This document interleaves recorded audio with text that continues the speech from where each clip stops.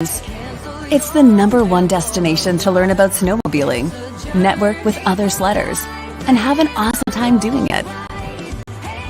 Meet other snowmobilers that share your passion and show your fan photos along the way. Snowmobile Sessions Live. Enjoy the ride.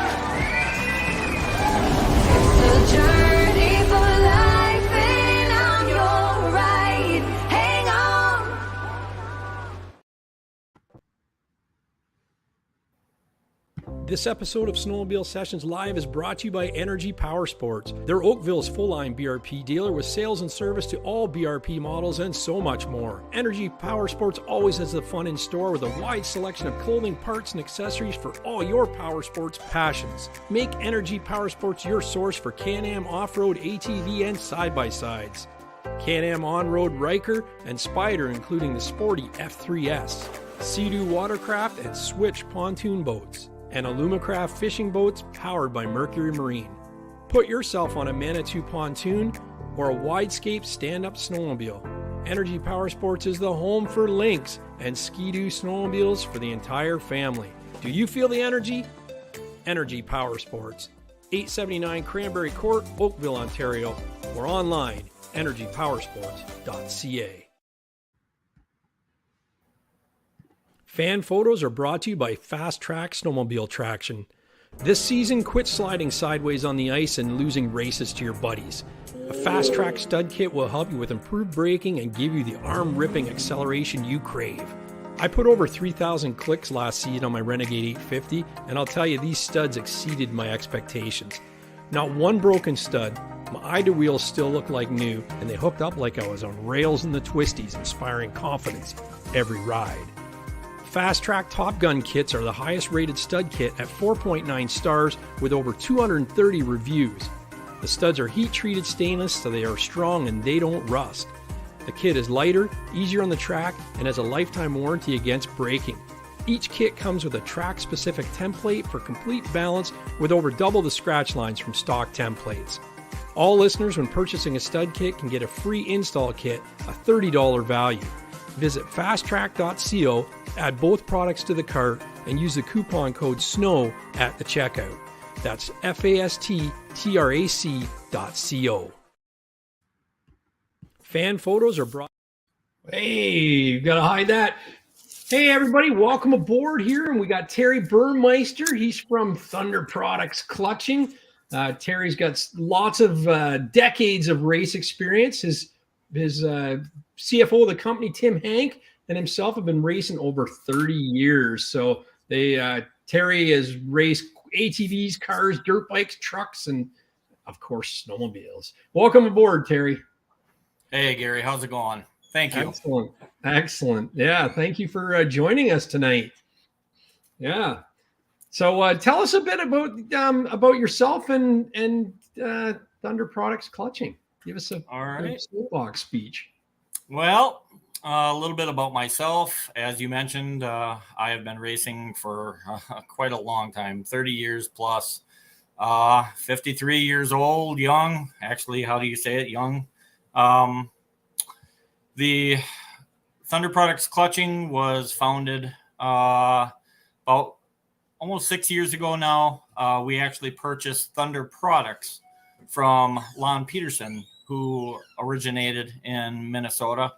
And Lon got he got a little bit old and he says, I just can't do it anymore. And we ended up taking over the clutching portion of Thunder Products. So Lon Peterson, he still has the, if anybody's familiar with the Dial-A-Jet kit, the UFOs for the carburetors, he still has that fuel technology, that's his little nest egg. Nice. And he's doing great with that, but he just couldn't handle the clutching portion.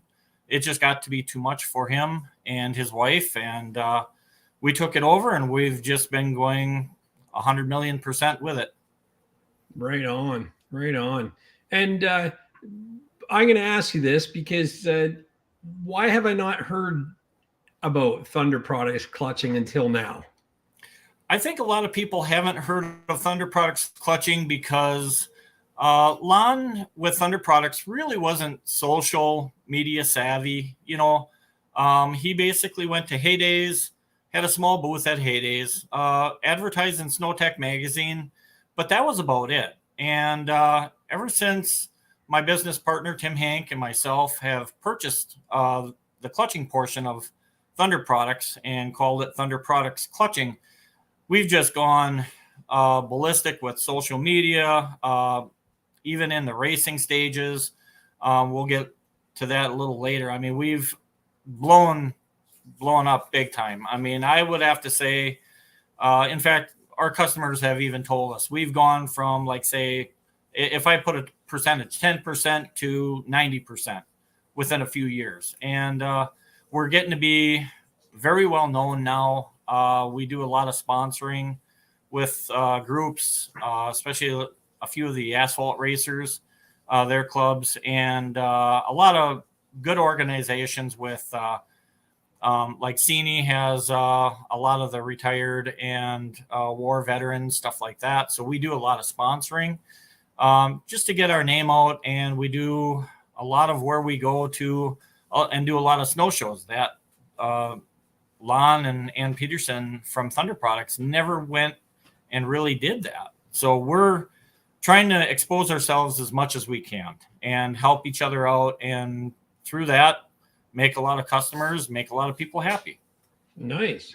Well, speaking of customers, we got Dave Cartwright in the chat, and he says, great products, great guys to deal with. That's Thank excellent. you, Dave.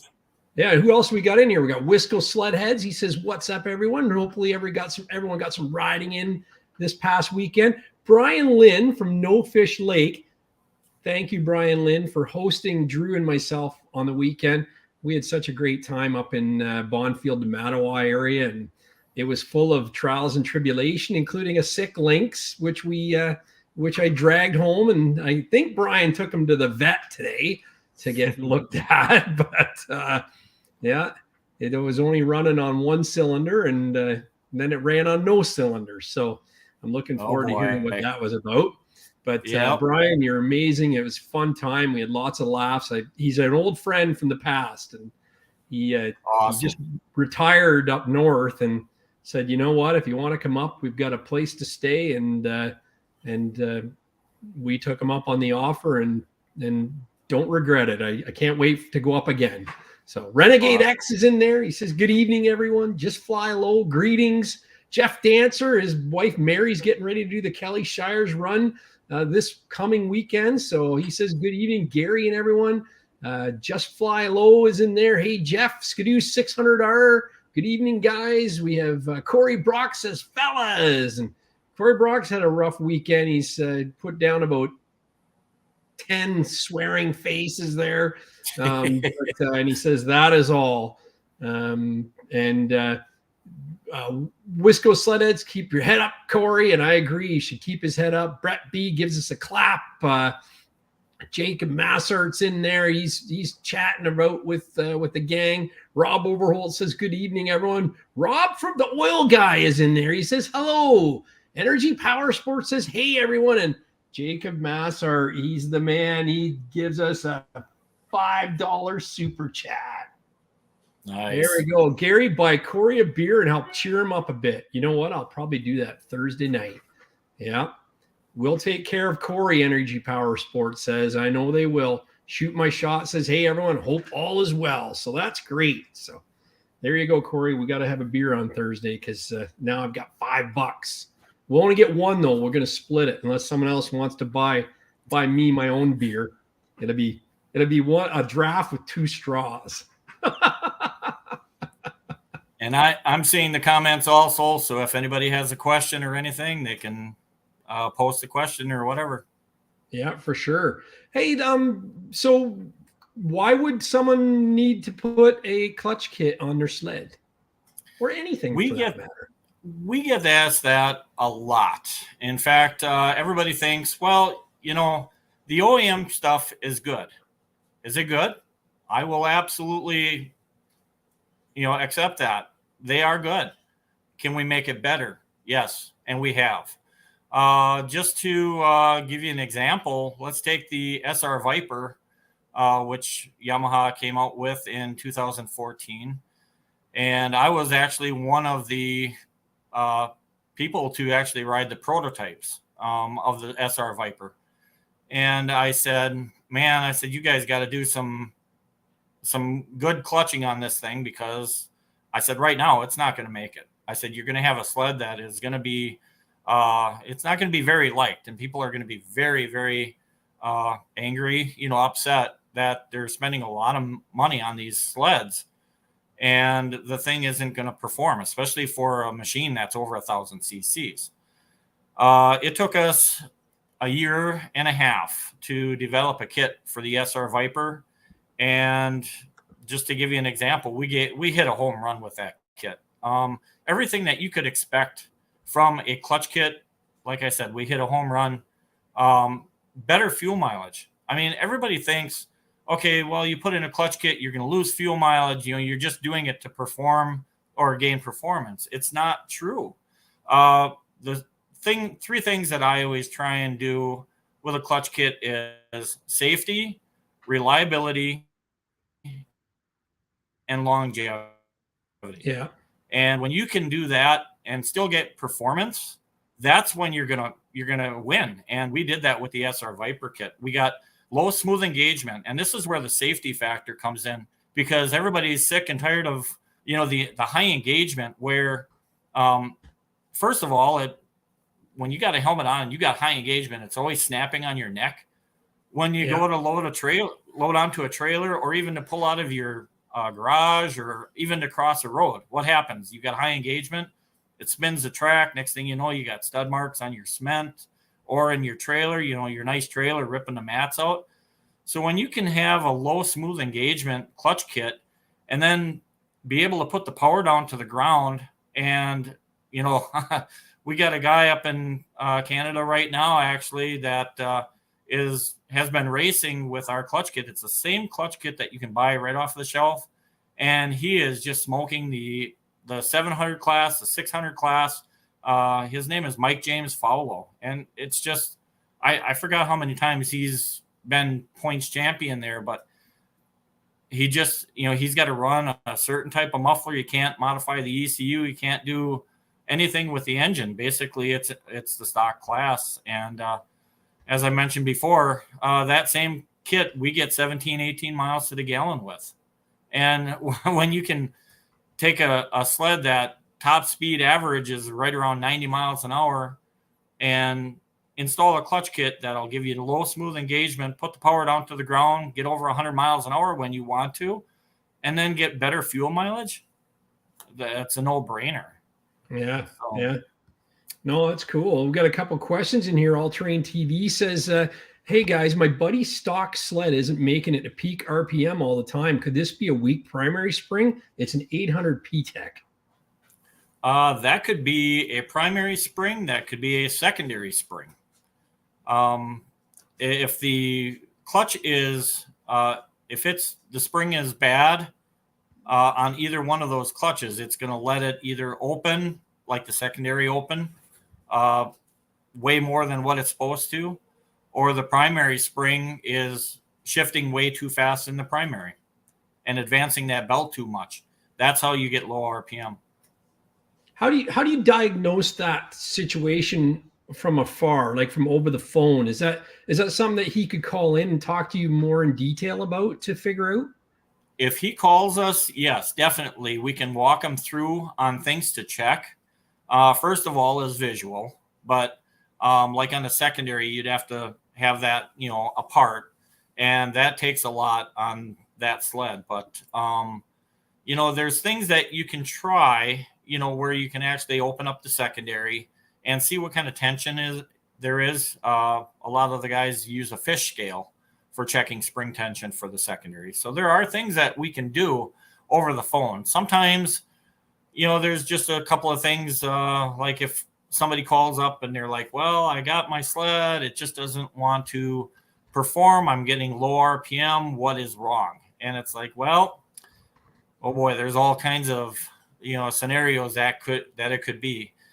We just worked with a guy who was having low RPM issue, and it would backfire a lot. And I said, okay, something just doesn't sound right. It doesn't sound like clutching. And I asked him if he changed anything on the clutching. He says, nope. I said, okay, well, did you change a belt? Nope. And I said, I think you're going to have to take a look at your reeds. And over the phone, he was able to take a look inside, pull the reed cage out. And actually, he had a chipped reed. So it was to the point where, we were able to help him over the phone. But there's a lot of times where people don't know much about clutching. So we asked them to send them in. And that's where we actually started a full rebuild facility for rebuilding clutches. And I'm telling you, right now we're looking at almost 1,000 clutches already this season. And I thank everybody for that. Yes. And the reason why I thank everybody is because, a lot of people don't know about the CVT clutches, how they work. And everybody is like, okay, well, I don't know when it's time to send in my clutches or take a look at them or what kind of maintenance to do on them. So it's better for them to bring the sled to a dealership, have them popped off, and send them in to us. We take a look at them, we diagnose them. And if we don't have to put parts in, we don't. And, we, check out the clutches, make sure everything is good. But like I said, I thank everybody for sending in their clutches, because we've had a couple of horror stories that could have been seriously bad if they would have continued on using these clutches. We've had clutches come in where the sheave has been cracked about 3 inches. Another 5 miles down the trail, they would have been stranded. And that's the reason why, like I said, safety, reliability, and longevity. I do not want somebody to go snowmobiling and be stranded out on the trail. It gets cold out there. You know how it is, especially people that don't ride with anybody. And I strongly suggest everybody rides with somebody. Anything can happen, Yeah. Oh, for sure. Is it a do-it-yourself product that you sell, or if someone does send it in, what kind of turnaround time are you looking at? Like if someone sends a clutch in to get new springs and rollers and weights and stuff put in it, how quick can they get it back? If it's something like that, they can get the clutches back. Right now we are just swamped with clutches. Snowtech magazine did a couple articles on us, and they were just amazed at the work. In fact, the editors of Snowtech magazine met us at Heydays, and we showed them some clutches that we reworked and we're going to send back to the owners, and they were just amazed. They're like, my God, these things look like brand new. So since then, we've had, like I said, we're pushing 1,000 clutches right now this season already. We are backlogged right now, about 2.5 weeks, but we try and get on them. Of course, with the way things have been, the last couple of years with COVID and stuff, it's hard to find people to work. Basically, it's myself and Tim, and we get a couple of people to help out every once in a while, but we're two guys that are just busting our butts, about 14, 16 hours a day and trying to get the clutches out as fast as we can. But I would say a turnaround like that, if we didn't have the backlog that we did, I would say 2 days. Once we receive them, 2 days, I can go through them, blast them, clean them, and check them for balance. Plus, we have a high dollar balancer that we, every clutch that comes apart, we check for balance. We send them back, and we have not have any complaints at all so far with our clutches that we've rebuilt. So.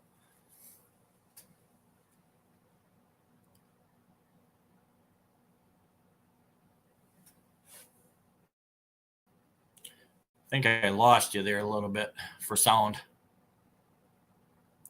Can you hear me now? Check one. Yes, I can. Oh, there we go. Here, let me just check something here.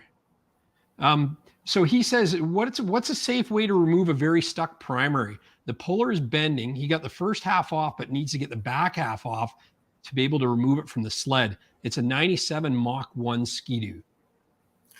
The best thing is the hydraulic method. And what I mean by that is where you can take the sled and take the left ski, find like a 5-gallon bucket, put that left ski on the bucket. So you're tilting the sled. So the kind of like the clutch is more in the air compared to the engine. And what you want to do, we have a lot of people that like to use grease. Grease is okay. It's really messy, but water works the best.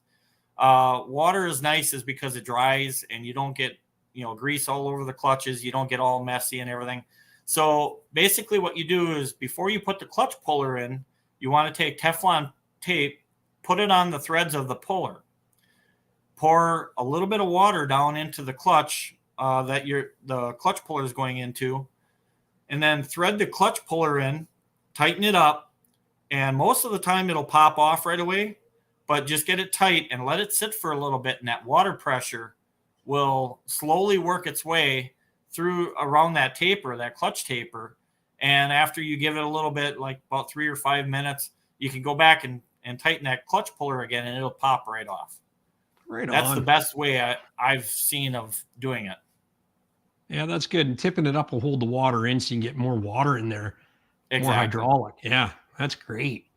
Never rev your sled up with your belt on. Is that true?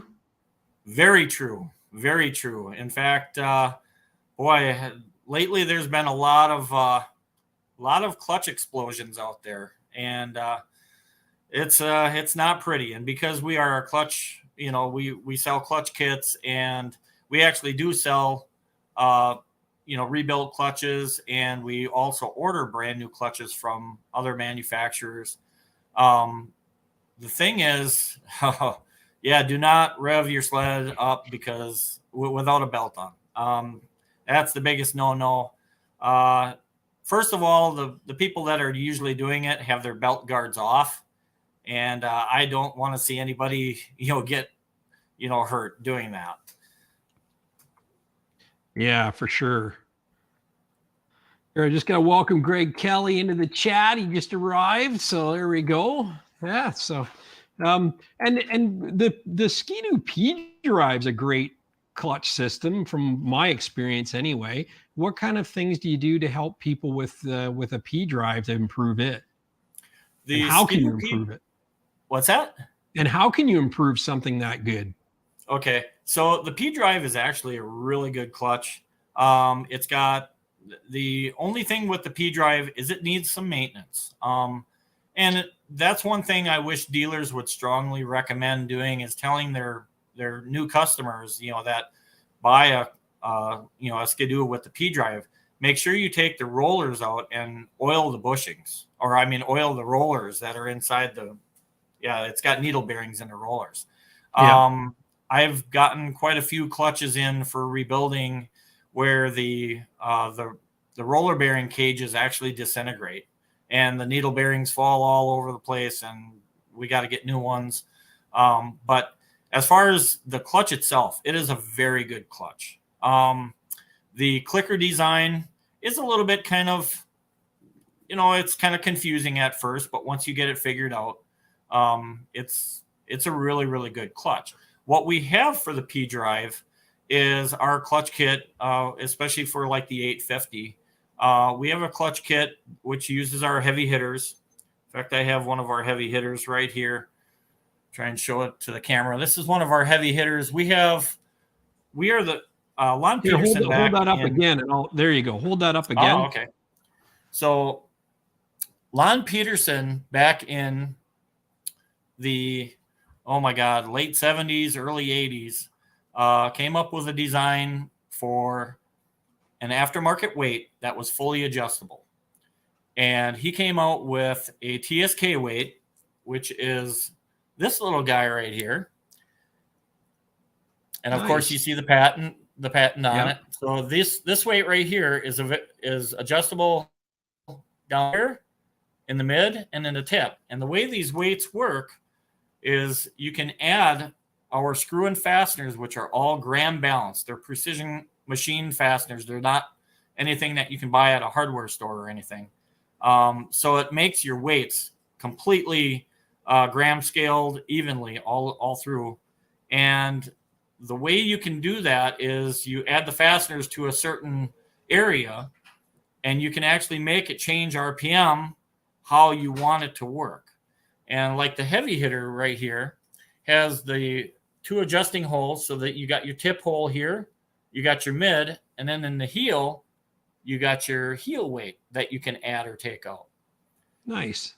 And because we have so many people that, and we do testing ourselves, we actually fill out a Excel spreadsheet with everybody that gives us information. You know, we go out and test ourselves, and we have people testing for us. And then what we do is we create a clutch kit on basically times, rideability. You know, we try and get a general consensus with people that, you know, your everyday people that are trail riding, your weekend warrior that they call it, you know, just everybody that in general. And we come up with a certain kind of like a weight, you know, profile of how we can put the fasteners in to come up with a clutch kit. And with the 850, we actually did come up with a killer clutch kit. Believe it or not, it was one of our good buddies up in Canada that did a lot of testing for us, because they had snow at the time. We did not. They did testing on the snow.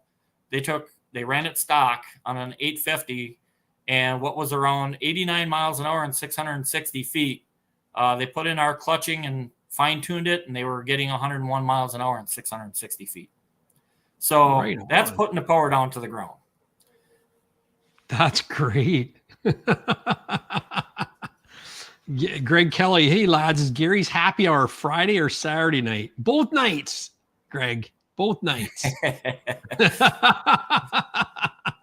Definitely. Wisco says, nice shirt at Mudbrats. Go to mudbrats.com. Hit the shop. Only Sessions t-shirts are in there. You can grab one. And your friend Jacob Masser has one. I think he's got the hoodie, actually. So, whoa. Yeah. Thank you, guys. Appreciate that. Mark Godfrey's in the house, too. He says, laugh out loud.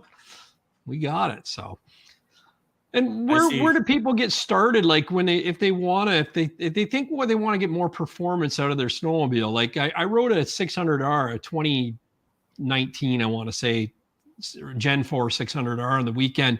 And that's one thing I was thinking is, man, to really pull up on the mid-range, what can you do with the clutch on this thing? That one is the same as like the 850. We worked with a guy that he bought a brand new 600, and he says, man, he goes, this thing just needs some more. He says, I understand it's only a 600cc sled, but what can you do? I said, I'm going to send you a set of weights, try them out, and let's see how it performs. He says, I'll tell you, my uncle has the same identical sled, so we can run them side by side and compare them. His uncle was he couldn't believe it. He says, there's no way that a clutch kit can do just that. He says, this thing just walks on me. And he goes, well, you know, the nephew is actually about 80 pounds lighter. He's like, oh, it's got to be the weight difference. And so they swapped sleds, and he just pulled and pulled and pulled on his old sled. He's like, unbelievable. So the next week I get a call, and they're like, yep, send us another kit. He says, we got to make sure that the uncle doesn't, so he can hang with the group, he says. Yeah. And it was just weights. Would you recommend springs in that one as well, or? That one, believe it or not, is just the weights. Our heavy hitter weights set up to our specifications, and that's all it is. The secondaries are actually really decent on the Skidoos, so we don't actually. That's the nice thing about having an adjustable weight, is you can fine tune the weight in the primary to match what helix and spring combo you have in the secondary. Nice. Yeah, that's pretty cool. Well, that's the thing. On my old 600, I put a new helix in and a different spring, and then we did weights and the adjustable pins, right, in the weights to tune it. But it was just tweaking and tweaking and tweaking. And at the end of the day, I wish I would have just talked to a specialist and said, "Here's a sled. Here's what I wanted to do. How much?" Right. Exactly. And we do a lot. I mean, seriously, a lot of testing. We've been out testing. Even yesterday, we were out on Raber Bay doing a lot of testing for the Sioux I-500 coming up. And we have quite a few race teams that are running our clutching.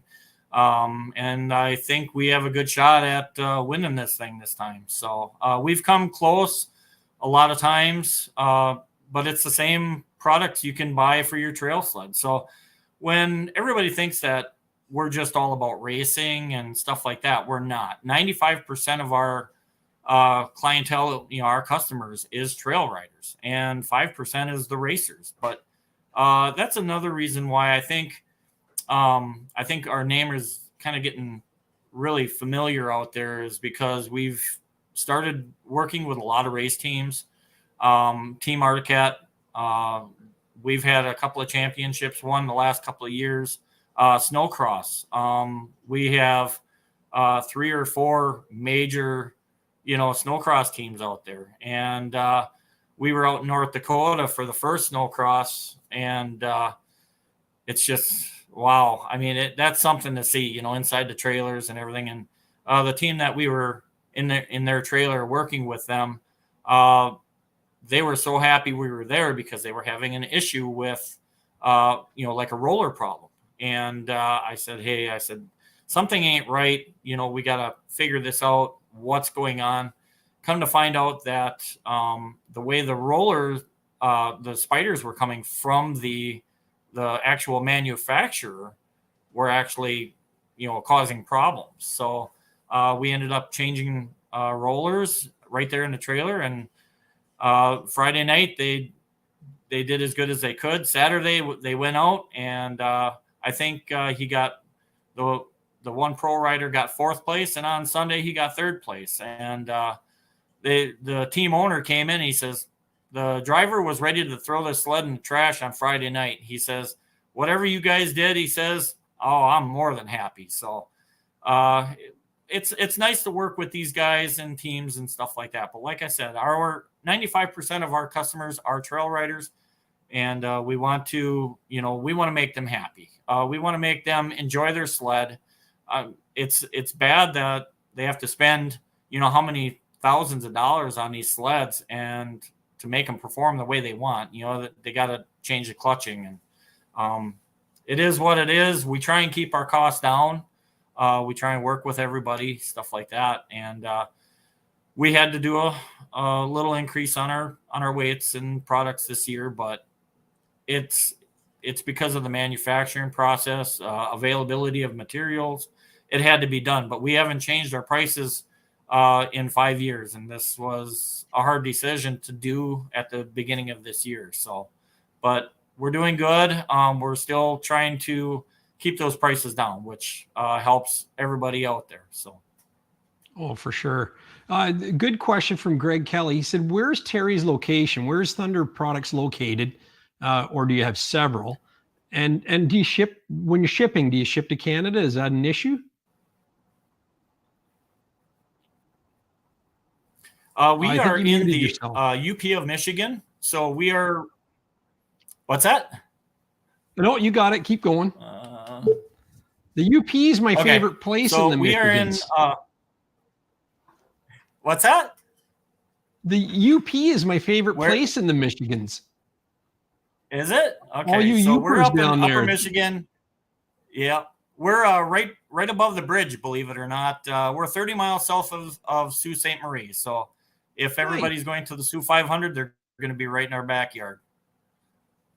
Yeah, for sure. And then what about Canadian dealing with? Greg Kelly says, sounds like it's good idea to send your clutch to you in the off season. Yes. We actually ask people to, when you're going to take your clutches off, I strongly recommend doing it just before you put them away in the spring, and pop them off, send them to us. We can go through them at our leisure and get them done correctly. We don't have to be rushed or anything. Like I said, it's just him and myself. We have a couple of people that help us every once in a while, but it's just, it gets to be something else, when, it's like, okay, it's 6 o'clock in the morning. Okay. Now it's 11:30 at night. It's like, I better get some sleep, you know? But as far as your question before, we ship everywhere. In fact, you're going to get a kick out of this one, and everybody listening. We ship to Norway. We ship to Sweden. We ship to Canada, Alaska. We ship to Australia. Here's a good one for you. Why do we ship to Australia? They don't have snow there. Side by side. The people in Australia, they buy snow machines from the States. They bring them down to Australia. They take the motors out and the drivetrain, and they put them in dune buggies.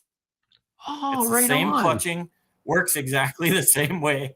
And I'm telling you, we get more calls from Australia, and yep, I need to make my send buggy go a little bit faster. I'm like, okay, we can do that. So that's pretty awesome. Cool. That is awesome. Yeah, see, All Terrain says it said it best. It's always something small that makes a big difference, it seems. Whitetail Stable wants to know, what's the approximate cost for weights for a 600?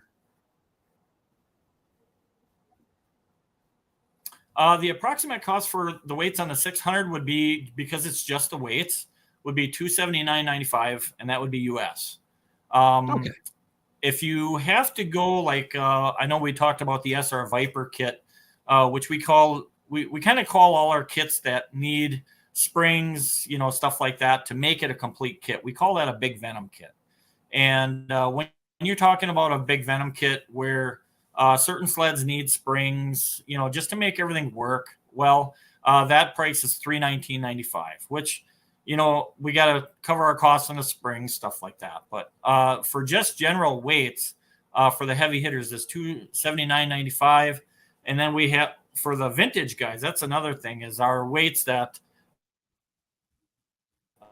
the one that it's the lightest weight that we have, which starts out at, I'll show it again here. So it starts out at roughly 39 grams, and we have more vintage racers and riders using that weight. We sell probably, oh boy, I'd say to Wall Brothers Racing alone, we sell probably 150 kits just to them. So it's really, really a nice weight. They start really low, you know, for grams, and you can build them up. Like that weight right there will go from 39 grams all the way to 50 some grams. So it actually works really nice. Yes. And the nice thing about an adjustable weight is that let's take the Thundercat with the turbo. We get a lot of guys that say, hey, I plan on riding it stock right now. Do you have a kit for me? And I'm thinking about, you know, doing like Precision EFI. We're a Precision EFI dealer. So they say, well, if I plan on doing a Precision EFI flash later on, do I have to buy another set of weights? No, you don't. The nice thing about an adjustable weight, and the way we figure it out, is if we can get a certain base weight, get a certain setup in that weight to run at stock, which we do, and then the customer, he puts that kit in, rides it. He says, okay, I want to do a flash. I want to up the horsepower. What do I need to do? They can call us, and I can tell them exactly how to change the fasteners in the weight, and they're all set to go. And they don't have to buy another set of weights. They don't have to, you know, they don't have to send in their clutch. They can just take the weights out, and over the phone, bang, bang, boom, and they're ready to go. Nice. Good. Easy. Sounds like an easy process, right? It actually is, but you know, we try and talk it through, you know, we send a note with every clutch kit that we have, you know, which has torque settings, you know, because I'd like to have all that information in the kit so they know exactly. They don't have to sit there and say, well, I got to go to this social media, find about this, you know, or I don't have to call my dealer, do this and that. We try and do everything right in the kit, put a note in there, and it makes it a little bit more personal. And, you know, we do a thank you also. In fact, most of the clutch kits that we sell, we put in a keychain and, you know, try and do a little trinket of something, you know, just, you know, for a little bit more advertising. So that's great. Jim K wants to know what did Tim get in the night off from the live stream? Tim says to me, he says, well, you're a little bit more, you're better at talking online than I am. So Tim is sitting at home right now, and I'm a good talker. I like to tell it the way it is. I don't like the BS or anything. I like to get the truth out there, and I really support our products. And I'm surprised he isn't texting me right now saying, hey, make sure you say this or make sure you say that. But no, Tim's good. He's a good partner to be in business with, and he's home right now and probably watching, and I hope he's enjoying it. That's good. Now, do you machine the clutch weights? Do you machine those in-house? We have machine shops all over. We probably have 17 machine shops that do our work for us. They do it specifically to our blueprints, to our specifications.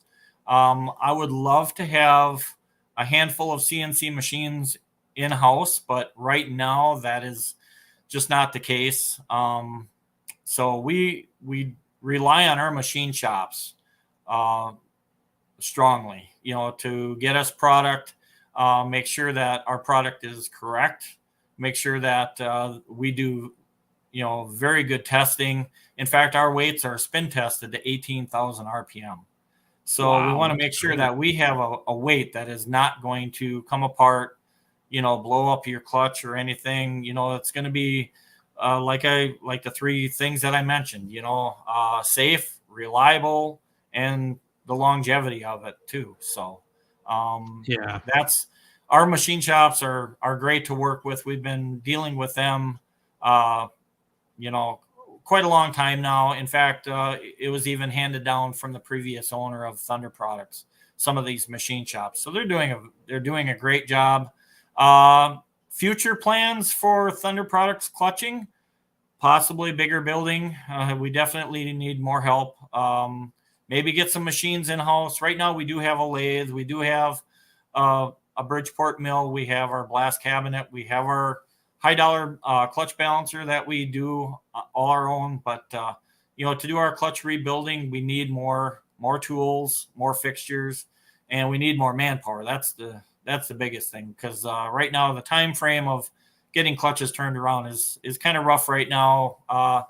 Some days we get 20, 25 clutches in a day, and they get piled up, and I can only work through so many clutches a day. But, I'm not trying to whine and cry or anything. It's just stating facts, and we try and get these clutches out as fast as we can. So. Yeah, that's good. That's good. We talked about Skidoo and we talked about Yamaha. What sled, do you think someone buying a sled, new or used, what do you think is the sled that you think most needs clutch attention right off the bat? Well, I would have to say I hate to say it, but the Yamaha SR Viper, the last how many years, that one definitely, in fact, that's our best selling clutch kit right now. I would have to say the next one would be probably I don't know. I'd have to say there's certain models of brands that can really use a good clutch kit. But man, that SR Viper, I hate to badmouth it because it's such a great sled. But yeah. The comments and the phone calls that we get back from our customers is it's a sled that was hated by them. In fact, there were customers that actually sold their Vipers because they couldn't get 85, 90 out of it. It was just the engagement was so high. It was just jerky. It just wasn't what they expected out of a 1,000 cc, sled when it's considered a 600 cc class sled. But Our clutch kit, we've had numerous calls. In fact, we get calls probably 3-4 a week saying, you have totally changed my SR Viper to the point where I absolutely love it. And one key thing is when, you pull a clutch side panel and it's bone stock, it's full of clutch dust or belt dust, clutch dust. And they clean it up, they put in our clutch kit, they put a belt on it, and they don't have any more belt dust anymore. They're like, wow. And they're getting, 3,000 to 5,000 miles on a belt. I strongly recommend, a belt every year, just to, belts get old, and you want to make sure that you don't have a belt that's, got a dead spot in it or a crack or anything, you just want to make sure that I like to change a belt every year, every season, and just to be safe, because just making sure that the machine runs good and you're not stranded anywhere. So yeah. Do you have a preference for belts? Is it OEM, or do you think Dayco makes a good product? What do you think? I would say every belt manufacturer out there makes a good belt. And while we're talking about belts, I would say OEM is good. I use OEM. We are actually a Gates belts dealer, and Gates came out with a new belt this past year called a Redline belt. We did a lot of testing. We race on asphalt, and we actually got some really good results back from that Redline belt. The Redline is made to handle a lot of heat, more than like an OEM belt. So we like to tell the people that do a lot of off trail where your belt just gets smoking hot, because you're in deep snow, the snow gets piled up in the tunnel. You're putting a lot of heat in the clutches, and that belt will actually take that. Where if you have like an Ultimax has a softer compound, it's good for belt grip. It's incredible for belt grip. Same with the Gates carbon fiber. They're a softer compound, which actually brings down your RPMs a little bit, maybe a couple of hundred RPM. But I strongly recommend those belts to be trail ridden, and they are a great belt for being trail ridden. And you can really put some power down with those belts. But as soon as you take it off trail and you get those belts hot, it seems like the next time you go and do a high mile run on the trail, they just kind of disintegrate. So as far as belts, I like to stay OEM. In fact, a lot of our clutch kits, we recommend that they stay OEM. But for the people that want a little bit stickier belt, they want to have a little bit more belt grip down low, especially like the Arctic Cats need the belt grip down low. They slip, and I'll get to that in a little bit. I want to show a product. It's one of our better products that we've had. It's a great seller. They're called Go Rings, and they've been in SnowTech magazine for a long time. It's just the littlest thing that makes, such a huge difference. And these are the Go Rings. They're the actual TSK 625. Yep. And in the Arctic Cat clutch, they have rubber O-rings that are on the fixed pins for the weights. And what these do is these replace those rubber O-rings. It takes 3 to 5 pounds of pressure to get the weight to fling out, to start flinging out. And what does that cause? It causes a high engagement, jerky engagement. For the people that switch, they take these rubber O-rings out and replace it with our Go Rings. Their engagement has been a lot more smoother. Their weights move a lot better, and their clutch just works so much better, and they get better mile an hour because their weights are actually moving freely in their clutch. So when you start mixing better products into the clutch, it helps the belt life. And when you can make everything work together, make everything efficient. And that's a key word with clutching is efficiency. When you can make the primary work with the secondary and not fight each other, you're going to make an awesome, you're going to have an awesome sled, and it's going to be reliable. It's going to, longer longevity, and you're going to get better belt life, everything. And you're just going to enjoy your sled so much more.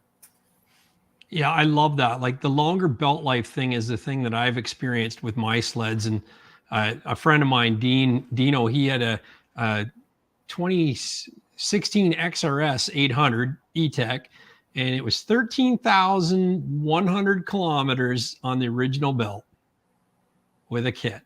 And you know what? Wow. He cleaned it. He cleaned his belt every year, and he maintained the sled. But aside from adjusting the deflection, the belt deflection, that's all he did. Yep. So, and he rides hard. It's not like he babies this thing. It was ridden as per manufacturer's specifications. We had a guy up here that he was calling around for clutch kits, and we told him about our clutch kit, and he went and bought a brand new sled. And of course it's one of the big powerhouses, you know, and he went and he got it tuned, and he ended up getting a different clutch kit, and he ended up putting 50 miles on and blew a belt. Put another belt on from, you know, he came and got a Gates belt from us, put it on, broke it in, and the first time he stabbed a throttle, blew a belt. And he came back the next day. He's like, I got 150 miles on, and now this is my third belt. What is going on? I said, well, we need to figure it out. So he says, can I bring the sled over by your place? Because he's a local friend. And I said, well, yeah, bring it on over. I'll take a look at it. I said, I don't care whose clutch kit is in it. We'll take a look at it.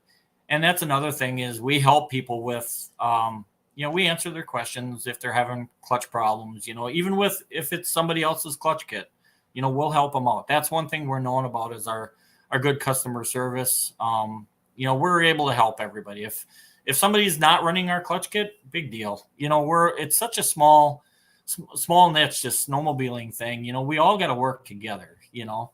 But back to this guy, he says, what is my problem? I said, well, first of all, I said, the clutch kit that you have in there is been known for fighting against each other. And he says, what do you mean? And I said, take two big sumo wrestlers and a 10-pound piece of fishing line and have them start tugging with it. What's going to happen?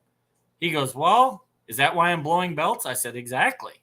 He says, so what's the fix? I said, here's what we're going to do.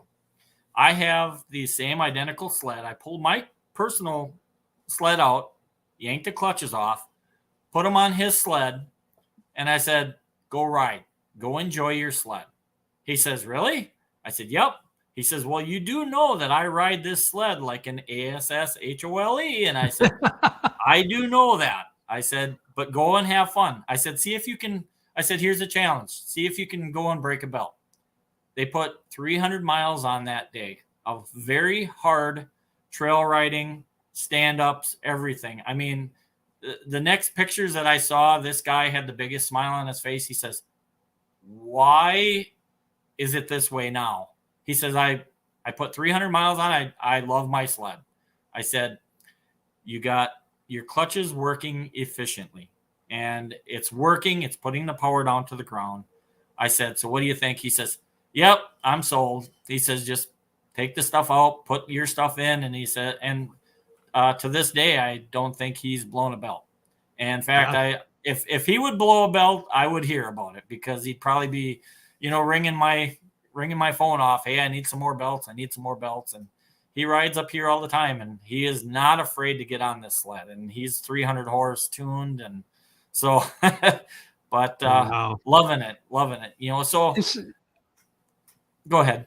If someone is blowing belts, like you hear that, like when we had a guy with the Viper that blew 3 belts in three rides, how do you know if it's a clutch or if it's an alignment problem? Is there a way to tell? That could be also. In fact, the Procross chassis, we found out that the offset is actually, from our standpoint, is incorrect. Yamaha, especially on the SR Viper and the Sidewinder, recommends 59 to 61 millimeters. And we have, you know, we work with a lot of social websites, you know, social media and stuff. And we've heard a lot of complaints about the Yamaha Sidewinder blowing belts and the Yamaha SR Viper. And I said, okay, we have to figure something out here. Because I have the same identical sled and I wasn't blowing belts. So I'm like, okay, we got to really do some diagnosis on this sled.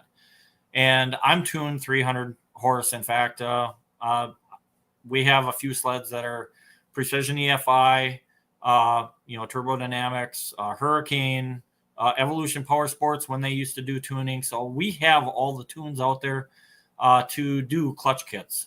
And I can, you know, kind of elaborate on that in a little bit. But we had a lot of people complaining about blowing belts. And I said, okay, here's what we're going to do. I said, I want everybody that can come to my shop with their sled. We're going to pick a weekend and we're going to get this thing fine tuned and figure it out. We had, I believe, 8 sleds in my shop, and we had like 4 sleds that people were joining social media, like Messenger. Hey, what are you finding out? What can we do? What can we change? I said, okay, well, finally, we got to figure out what's going on. And I looked at my own personal sled, which I should have been blowing belts like candy, just like everybody else. My offset was 57.8 millimeters. And I'm like, there can't be that much difference between 2 millimeters or even 3 millimeters on an offset. But when you start putting power down to the ground, 1 millimeter makes a huge difference. So because we have the lathe, I started machining the back of the secondaries for these customers and these people that came in. And I said, go ride, go. I mean, we have basically not even, 600 feet from my house. I have a nice big test path out on Lake Huron. And we have a nice little test path out on Bay City Lake, which is just a little bit north of us. I said, go and try and blow a belt. And everybody, we cured every single one of them from blowing belts. And everybody's been so happy. And now we tell everybody that calls in, if they are having a belt problem, the first thing is to check the offset. And I mean, some of these are way out of. I had 2 brand new 2023 Yamaha Sidewinders in here, Dave. Let's see, when was that? Friday. And the guy wanted clutch kit. He wanted tune. He wanted turbo smart blow off valve. He wanted everything done. Belly pan protector, and really good friend of ours. And I said, hey, I got some time. Let's get it done. And he couldn't be happier. But like I said, I'm finding out right from bone stock that these things are, way out of whack. One of his was almost 62 millimeters offset. So it's like after machining the 3 millimeters off of the back of his secondary and taking out the large washer that was behind the secondary, he's been riding, and all I hear back from him is, man, these things just rock. They are just awesome. Couldn't be happier. And I'm like, that's a good customer. When I hear a good customer, praising our product, that's what I like to hear. I don't like to hear anything, bad. And I try my best to do everything possible, along with Tim Hank. We try and do everything possible to make sure we have the best kits out there. They are set up correctly. Everything's Loctited when we send it, and it's a proven, clutch kit. We don't want to second guess or take guesses on anything, and if there is something like the newer models come out all the time, we want to make sure that we work with people. And if we don't get it right, we want to hear that information, because we log it into an Excel spreadsheet. And that's where, when somebody calls in, we just look at our Excel spreadsheet and we can say, hey, this is how we set it up. We send the kit, and we just got a call from a guy today. Trying to think of the guy's name. I wish Tim would probably message it to me, but he's in Lower Michigan. He says, your kits absolutely rock. And they were spot on. They ride their sleds in Lower Michigan at low level, and they go out west. And they just came back from out west. They said, spot on. Can't believe it. Better than any other clutch kit we've ever had. We will definitely be using your stuff from now on. That is the kind of stuff that just makes it all worthwhile. That's the stuff I like to hear. For sure. That's amazing. You worked hard on that story you just told for that customer. That's brilliant. Is that typical from what Tim does and what you know of in the past? Tim he's raced about 4,000 miles on the Sioux 500 track for the I-500. He's also done a lot of racing with ATVs and a little bit of dirt bikes, stuff like that. So clutching experience from him, as far as like the oval, sleds where you come into a corner, you want good back shift, stuff like that, where I myself am a straight line drag racer. I've been, we both been racing asphalt with our sleds in the summertime, but I've been racing a lot longer. I think I started like the early, oh my God, I've been racing cars and trucks and motorcycles, quads, everything. Oh my God, ever since I've been 16. And I think I got on a sled about 98, maybe 99 on the asphalt, and I've never looked back. It is the most exhilarating thing. In fact, when we let somebody pull the trigger, we're even nice enough to let somebody take our sleds right down the track. And as soon as they get in the burnout box, do a burnout, and they're hooked. And they're like, yep, I think I got to find a sled just to race on asphalt. So with that experience of me, having the asphalt straight line experience and Tim having the oval experience, it's made for a good partnership. And, we toss it back and forth between each other. It's like, hey, how can we get, good acceleration, but yet have excellent back shift, have, this working for us and get belt life, and make everything work good and get top mile an hour when you want it. It's a good clutch kit isn't just about top mile an hour all the time. It's corner to corner, good feel. But yet, if you want to put somebody younger on the sled, if they're, experienced enough to not stab the throttle, they can ride the thing all day long and still, it's manageable. So that's the nice thing about having a good clutch kit. Yeah, cool. You hear things like the Comet clutch and like complete clutch systems. Is it better to use a Thunder kit over changing your whole clutch out, or what is your thoughts on that?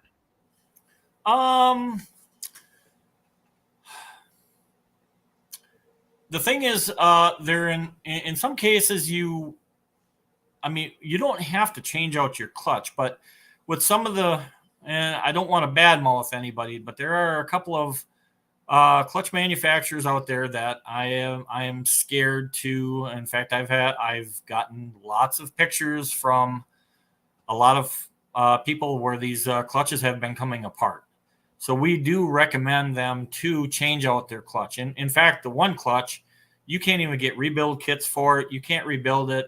The way they actually assemble the clutch is they have push-in bushings, and then they're rolled over. So you can't rebuild a clutch. They want you to take that clutch and after 3,000 miles, throw it away. So people call up and they're like, hey, my clutch is this, it's worn out. I want some spider buttons or I want some rollers. I'm like, I'm sorry, but they don't make any rebuild kits for that clutch. And they're like, oh God, now what do I do? And I'm like, here we have options. You can either go to a previous style that you can get, still brand new, and we get brand new clutches in the box right from the manufacturer. Right now they have the new clutch that came out in the 22 models, which actually I have one right here. This is actually an adapt clutch. So this is the new adapt clutch, and this is what's coming out on the 22s, and actually works pretty well. Yeah, I'm kind of going. So that's off of a cat, is it? This is off of a cat. Yep. Yep. So, and that's their new clutch to kind of replace the. I don't want to name any names. It's to replace the clutches from 2016 to 2021, and there's been a lot of clutch explosions from that manufacturer. And God, I'm telling you, they call us and they send pictures, and I'm telling you, some of these pictures are pretty horrific.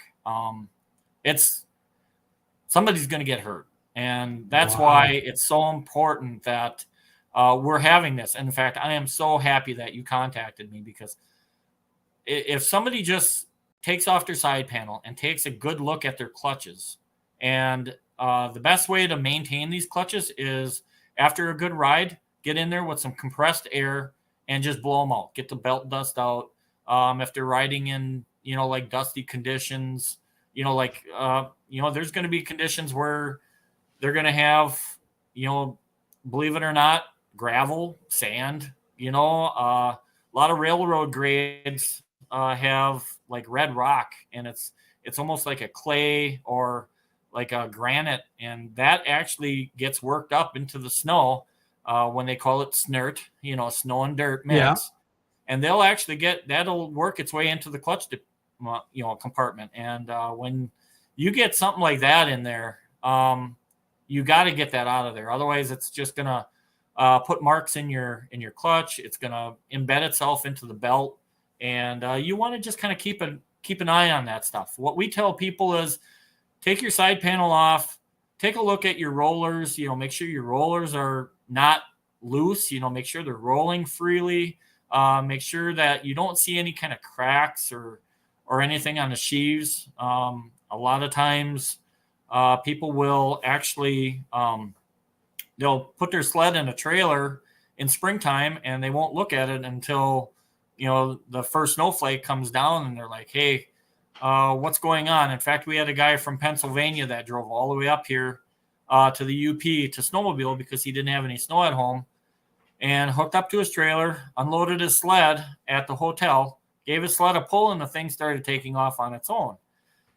Calls me up and he says, hey, what can I do? I'm here on a week-long trip. I don't want to, put my buddies down. What can I do? I told him, I said, hey, I'll tell you what. I said, I know I got a lot of clutches here. I know you're here on vacation. I'm going to open up a little bit early. You meet me at my shop. I will take care of your clutch. I'll go through it, rebuild it for you, just so you can get back and you can, be safe on the trails. And, you're not going to, let your buddies down, and let yourself down, because I want you to have a good snowmobiling experience in the UP. It's a great state to live in, and we have some of the best trails up here. But it's when I can help somebody out like that, that's where it makes me feel good. And he called me after his trip and he says, you saved my butt. He says, and I thank you for that. He says, otherwise I would have been sitting in a hotel, for a week long. And he says, I don't know what I would have done. So that's what makes it all worthwhile. Yeah, right on. How many calls a day do you get of kids phoning you going, I just want my sled to wheelie? Let's see. Today alone, probably 6. 6 out of the, oh boy. I mean, when the lines ring, they ring all day long. All 4 lines just go, and like I said, I mean, we will answer anybody's question, but you get the ones that I want to wheelie. I want to be able to do a stand-up. I want to do a catwalk, and it's like, okay, we can help you out. This is what you need. And within, a few minutes, we got a kit in the mail or UPS, and it's on their way. And like I said, we get a lot of calls back and just saying, man, it's spot on. You couldn't be happier. So that's what we like to see. But when you make a sled wheelie through the clutch, are you going to lose top end or other things like that? Like there's a fine balance, is there not? In some models, I can actually say yes. There are, if it all depends on like the engine, and of course, stock works the best because that carries power throughout the whole power band. It's the guys that modify their sleds. They put on a pipe where it first kicks in, you start getting peak power at about like 6,500. That's where it gets a little bit tricky with the clutch kit. And we have to kind of change that way, the weight is set up so we can actually make it rev faster, and we can keep them in that RPM power band. But I would say we don't lose top end. We actually gain top end with every clutch kit that we have out there. A lot of the clutch kits we gain throughout the whole range. But then we also give them, like lower engagement, which, like for the guys going to the mountains, they want a low engagement so they can crawl up on top of the snow, but yet when they stab the throttle, they want the thing to go right to maximum RPM and hang there so they can just, carry the front end and keep the front end up above the snow so they can go all over the place. It's kind of strange that way, because even myself, I'm like, man, we have a weight that just works, where you can have low, smooth engagement and, with the tuning and everything, the testing that we do, but yet you stab that throttle, it goes to that RPM, it flatlines and just carries power all the way through the power band. So but it takes a lot of testing. I mean, we have sensors, we have timers that we set up, we have, aim units, we have GPS, we have all kinds of things, but then we have a whole variety of people that we say, hey, this is what we got. We're not going to just throw it out there. We want you to try it, and that's why we have, even our personal sleds with our own clutch kits, and every one of our sleds, people say, hey, oh, there's that sled. Can we try that sled out? Absolutely. Hop on it, see what you think. Or a buddy of ours has a sled with our clutch kit in, and that come riding with us when we can. And it's like, oh man, I have the same sled, can I try that? It's like, yeah, try it out. It's like, that's the one thing nice, is where it doesn't have to be like a race mode or anything like that. It can be a nice, easy going clutch kit and smooth everything, and still give you the mile an hour that you want, the performance that you want to put down to the ground. And like when someone orders, let's say someone in Canada orders a clutch kit from you, weights, for example, you'll know the figures of what your weights do, but you drop RPM with every gram of weight you put in, right?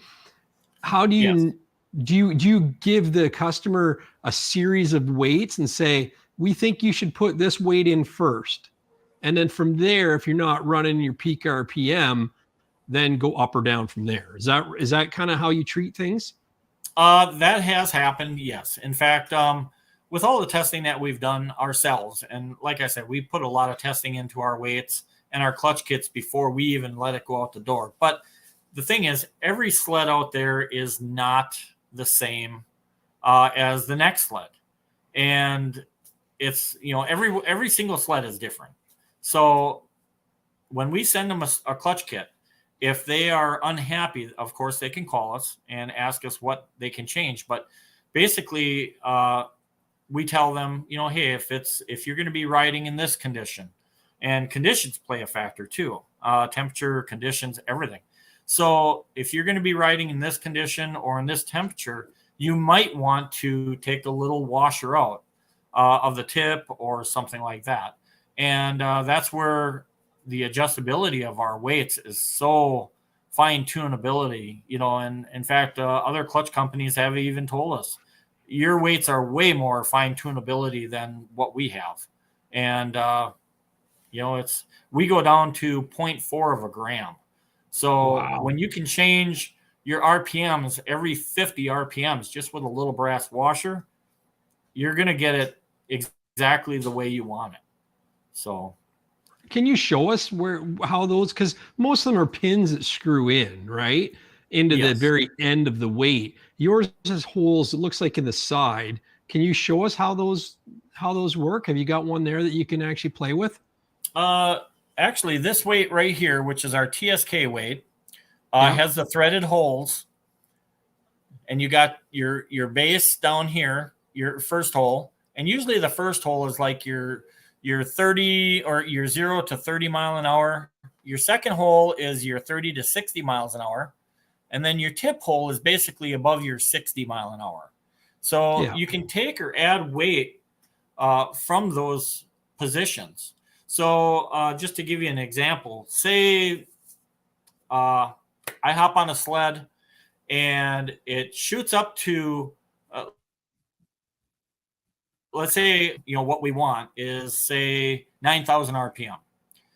Say it goes up to 9,150, and all of a sudden it comes down to like about 8,800 and then climbs right back up to 9,000.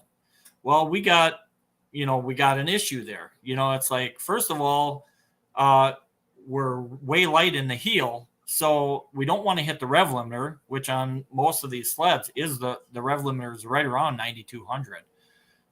We add weight to that first hole. And usually when you want to change that, a gram will change it about 200 RPM, 250 RPM. So we would add a gram to that base hole, that first hole. And then the second hole, we're a little bit heavy, so we would take out about a gram. And then when you start fine tuning and you start doing a little bit more testing, and when you can get it to hit, like, say, 8950 or 9,000, and then just flatline at 9,000, that's where you got an awesome clutch kit.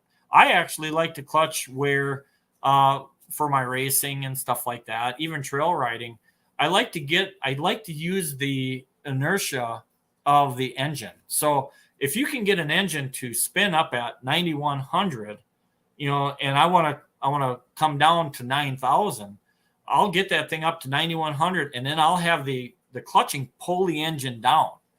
Because if you're going down the road, like with a car or something, and it's harder, to get it going than it is to stop it.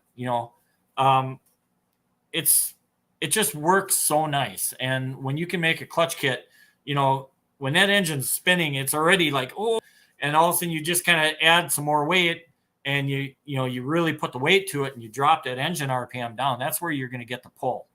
And that's the way I like to clutch. But most of our clutch kits, we like to get it to where it goes up to RPM at flat lines, and just everybody's happy with that. Yeah. And that's what I learned a lot. Like I just kind of pieced my clutch together from parts from the manufacturer, from BRP, and ordered a helix. It was a BRP helix from another model and Adam Furlong from Backyard Rec kind of walked me through. I had him put it in, and then he was saying, like, when I first put this in myself, I was banging up the RPM. It was revving up like a Ninja street bike, but I was blowing right through the peak RPM. And he said, no, you got to get it to the point where it's going to get up there and hold. And he said, the longer you can stay in that window, that's where the more power is going to be delivered.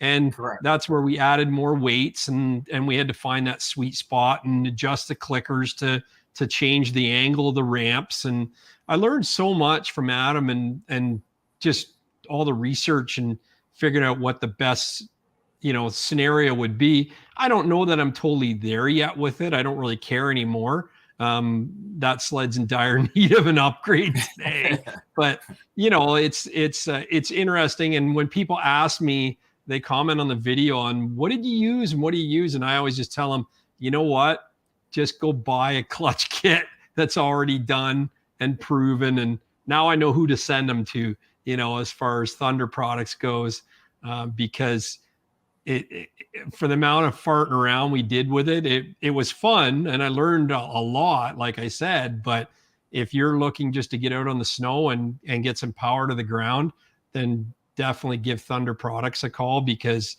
it's better to have proven products like that is going to work right off the bat without tweaking.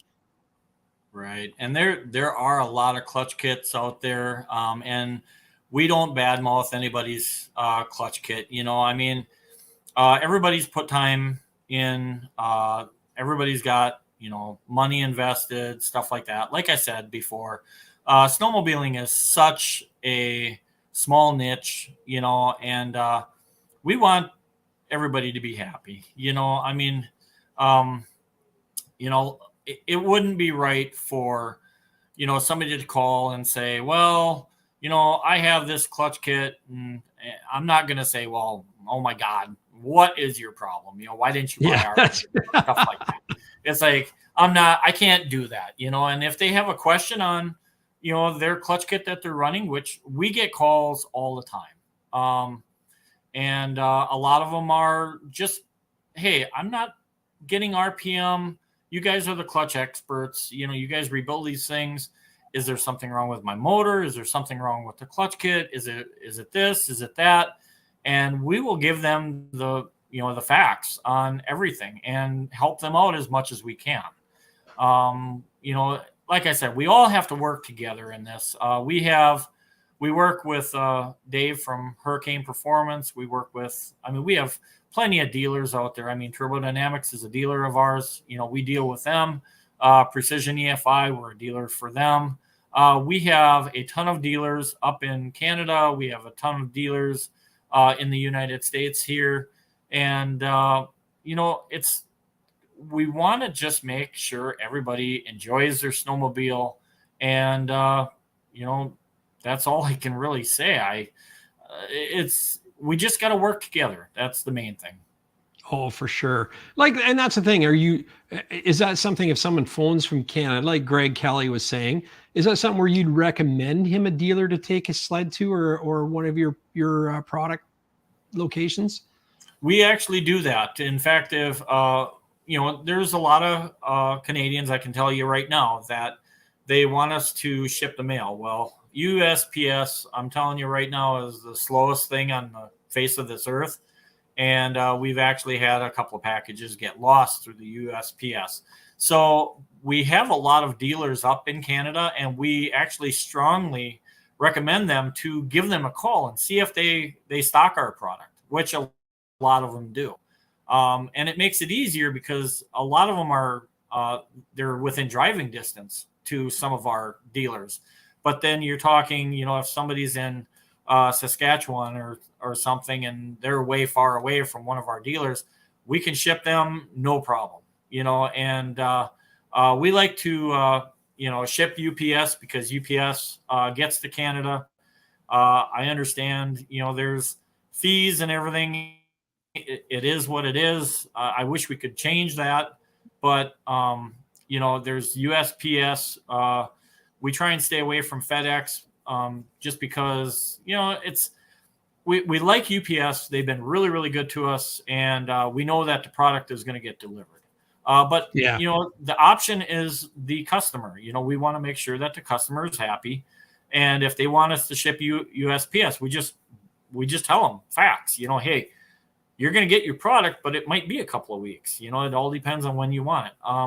With our website working 24/7, we actually get a lot of people where they will, in fact, I think we had, I know Tim's been kind of watching. He's been messaging me here a little bit. I think today we had 3 next day airs up to Canada. I'm riding, they want products. So we ship next day air. We ship however you want to, us to ship it. So, and we can usually get it there. Everything we have in stock, I think we might have 1 item right now that's out of stock, maybe 2. But that's it out of all the products that we have. And we have a bunch of products. So That's cool. That's cool. Well, that's the thing. And are you looking for dealers? Like if a dealer wanted to come on that you don't have in the location, is that something that if they hear this podcast that you're open to discussing with them, or do you have a way to vet them to make sure that it's a quality installation they're going to get? We ask people, first of all, location, because we want to make sure that, like Newfoundland, we want to make sure that there's a dealer that just became a dealer because there were no dealers in that area. And we had a lot of people calling, asking for our products. And if there was anybody that could become a dealer, and there just happened to be a couple of, it's a husband-wife operation, and they work on a lot of sleds. They said, we love your product. It's easy to work with. When we call, somebody answers the phone. We don't get, an automated, hey, press 1, press 2, press 3, we don't have that. It's myself or Tim, my business partner, that answer the phone, and we take the order over the phone, or, like I said, the internet, our website works 24/7. We take our orders, we ship them out every day. But like I said, it's the areas that don't actually have a place that sells our product. And we strongly suggest that we get, some more dealers out. And we do have a lot of dealers. Oh my God. I think Tim might pipe in here a little bit on my phone, but we have so many dealers out there that sell our product. A lot of them don't carry everything, because they don't want to keep stock on the shelves like that. But can they get it and get it within a couple of days? Absolutely. So we strongly recommend that, can we sell it ourselves and ship it over, over the border? Absolutely. But if it's right in their backyard, we'll tell them, hey, go stop at the dealer, give them a call, see if they got it in stock. This way it gets that person riding sooner, and they don't have to go through the hassle of border fees and stuff like that. Yeah, that sounds good. That sounds good. Hey, listen, you want to have a look at some photos then? You Sure. sent in some great shots here. Just let me cue those up, and we'll have a look. I'm going to see what you're going to start with here. That's right. Hold on. And again, they won't be in order of what you sent me. So I do apologize for that. If you always never know what you're going to get here. I'll try and explain the best as I can of what I sent you and what you looked up. Yeah, for sure.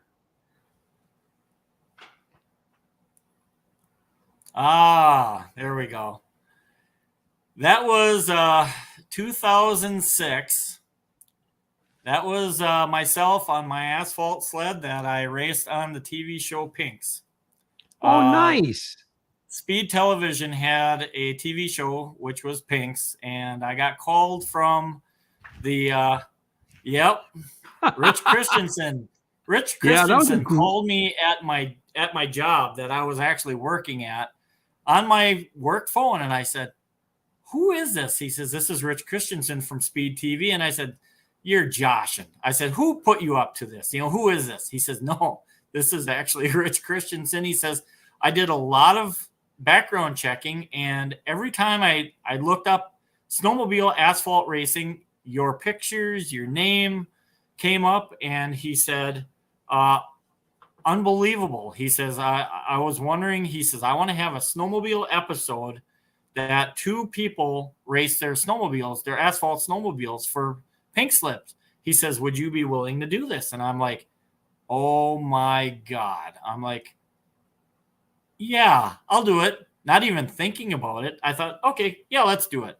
So that's where that picture, that was because I won. That was the final picture getting pulled back, and I won the other guy's sled. That's what was he running? The other person was running a VMAX 4 that he said he claimed was all stock except for pipes and stuff. And there's a little bit more done to it than that. That's cool. Is that on YouTube or anything? Is it something you can still see that? It was on YouTube, and it was taken down for some reason. And really? So if you do some searching, I think you can probably find it somewhere, but I know, in fact, I signed off royalties of it, which was kind of dumb because that was one of the top 3 episodes that everybody liked because there was no BS.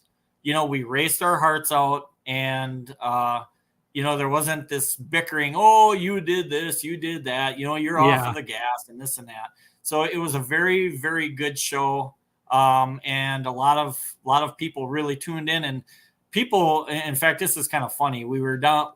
It was filmed in Enos, Texas. And you can see in the background, it says Texas Motorplex. When we drove down, we stopped at a restaurant, and we were about maybe 50 miles from Dallas. And the waitress says, "Wow, I can tell you're not from around here. What y'all doing down here?" And my buddy that came with me says, "Well, we're racing snowmobiles in Texas or in Dallas." And remind you, it's 97 degrees outside. And the lady had to go out and look up in the sky. She says, "It's snowing in Dallas?" And oh my God, I'm like, yep, here we go.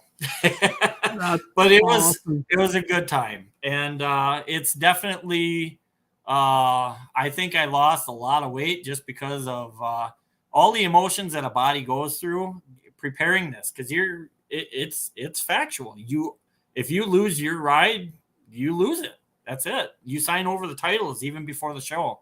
So it's yeah, I'm glad I pulled that one out. Wow. So Rob Reinhardt says, serious question here. Stock 2016 800 E-Tech would surge on.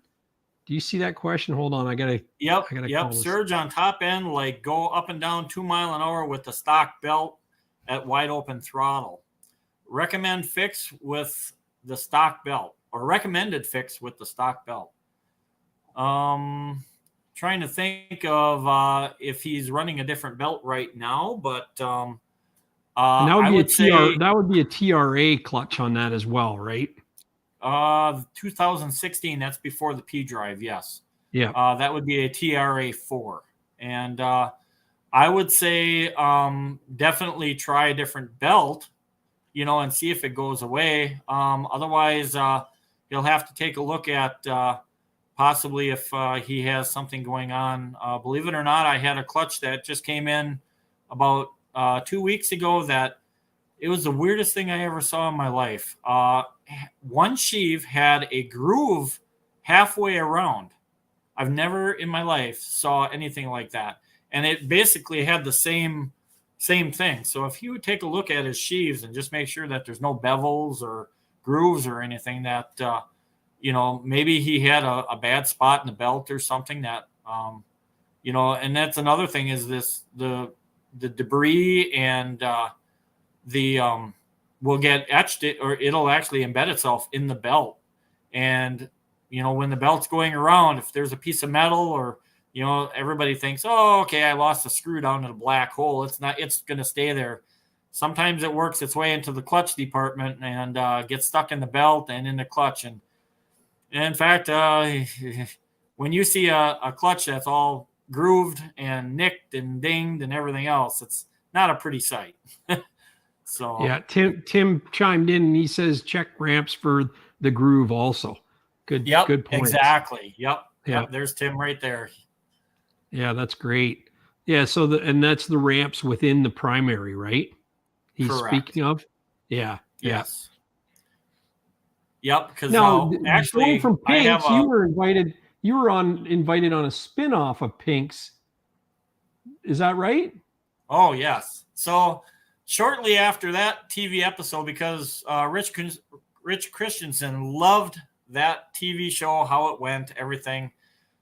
He actually created a new show which was called Pastime, but Pastime was not going to be called Pastime in its early development.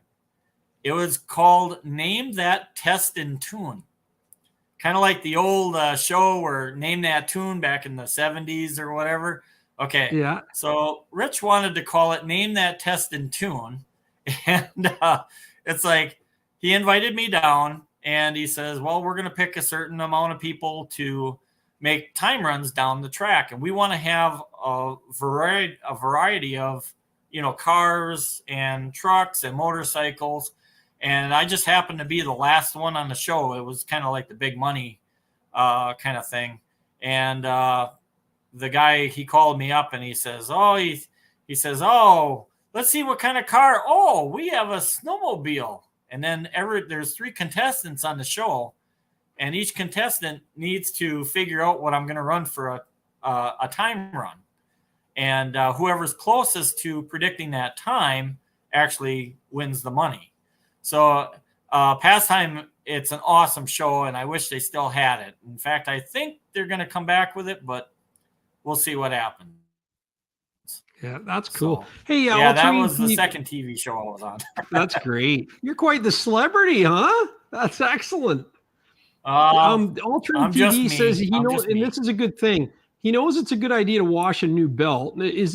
What's your philosophy on that? Washing a new belt, but also washing it periodically throughout the lifespan. Talk to us about that. Definitely when it's brand new. And the reason for that is because belts have a release agent from the mold that is an oil release agent. And the best way to do it is to the the way I like to do it, I like to tell everybody how to do it. Basically, bring it in, to the whatever sink you got, hot water, Dawn dish soap, get the grease off. And just before you throw it on the sled, I like to take a little bit of Scotch-Brite and just kind of scuff it up just a little bit. So that initial engagement, you don't want to all of a sudden, burn the belt in one spot, stuff like that. I like to make sure that the sled is on the snow. So it's not like parked on a trailer or you're going to load it on a trailer right away, stuff like that. Some people just can't do that. I understand.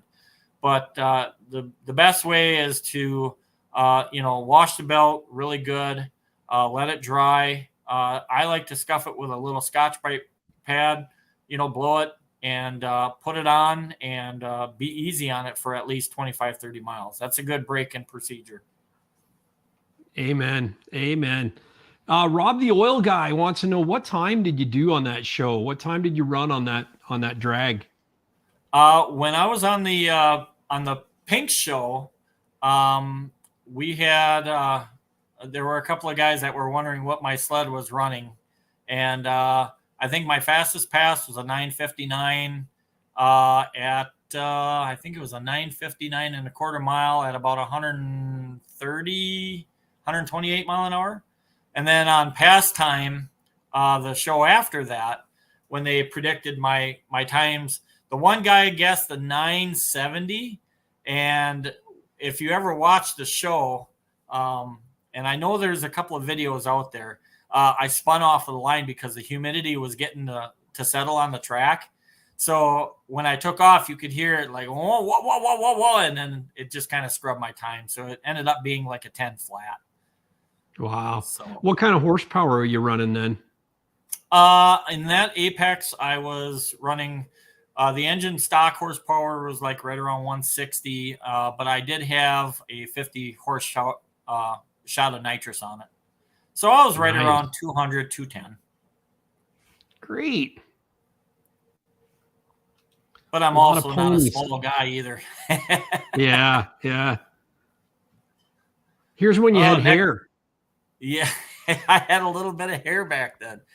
That's actually my SR Viper that, doing the clutching, getting the clutching fine-tuned on that one. And believe it or not, for a 600cc class sled, that was my time slip. I was really happy that day. I broke the 10s at about 116, 118 miles an hour. So, nice. And that was, no turbo, no nitrous, just stock sled with exhaust and clutching. Really? That's dynamite. That was a very consistent sled. In fact, that sled right there won me the IHRA championship in 2015. Wow. Do you still run things like that, or what are you racing now? Right now, believe it or not, oh my God, the last 4 years, I think we've, between Tim and myself, I had an SRX. It was a 2000 SRX that I was racing, and that one was running 9 flat at 138 mile an hour, something like that. And then we got our sidewinders and raced our sidewinders. In fact, I think there's probably a couple of pictures coming up where my sons have taken over some of the sidewinders, and they're doing a great job. I think one picture is titled Corbin and one's titled Andrew. So my kids are, I love my boys. They're following their dad's footsteps. They love to race sleds also, love to ride sleds.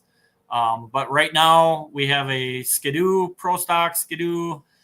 Tim just picked up a VMAX 4 800 that he's running on asphalt.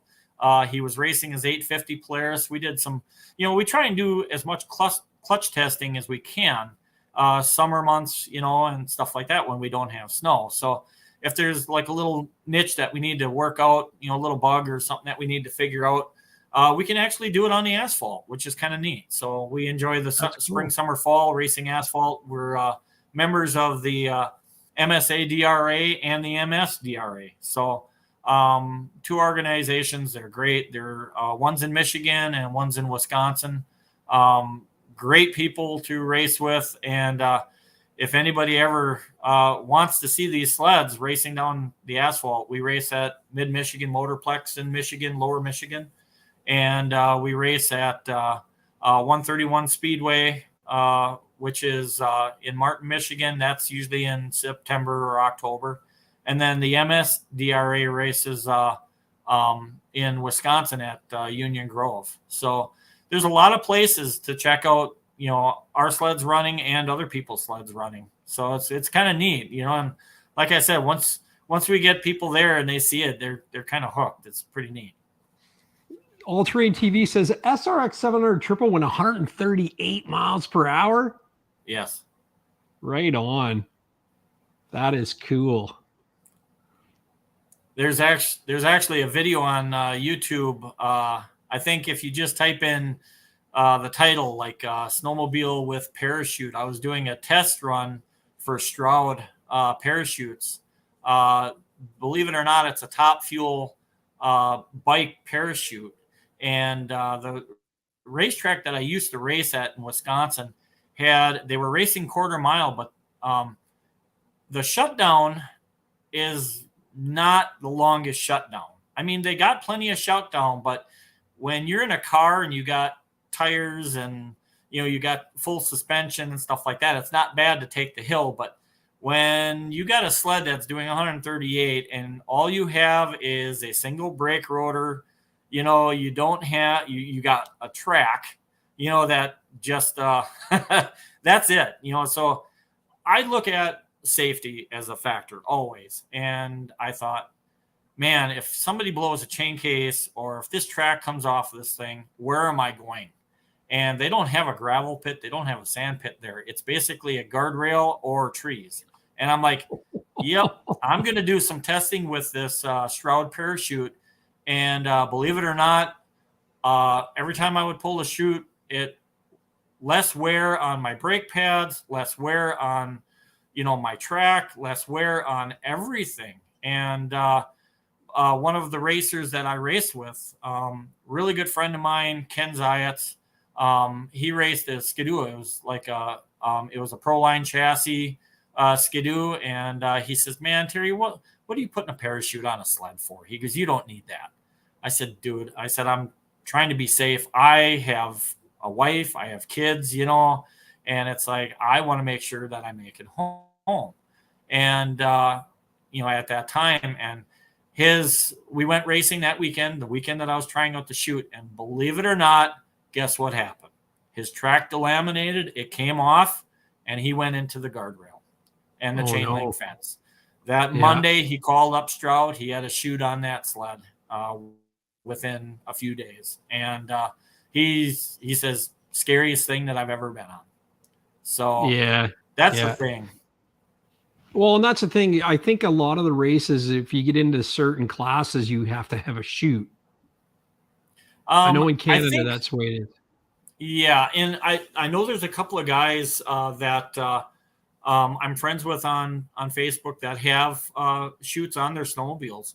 What they have done is they've brought a lot of the snowmobile asphalt racing down to 8th mile now.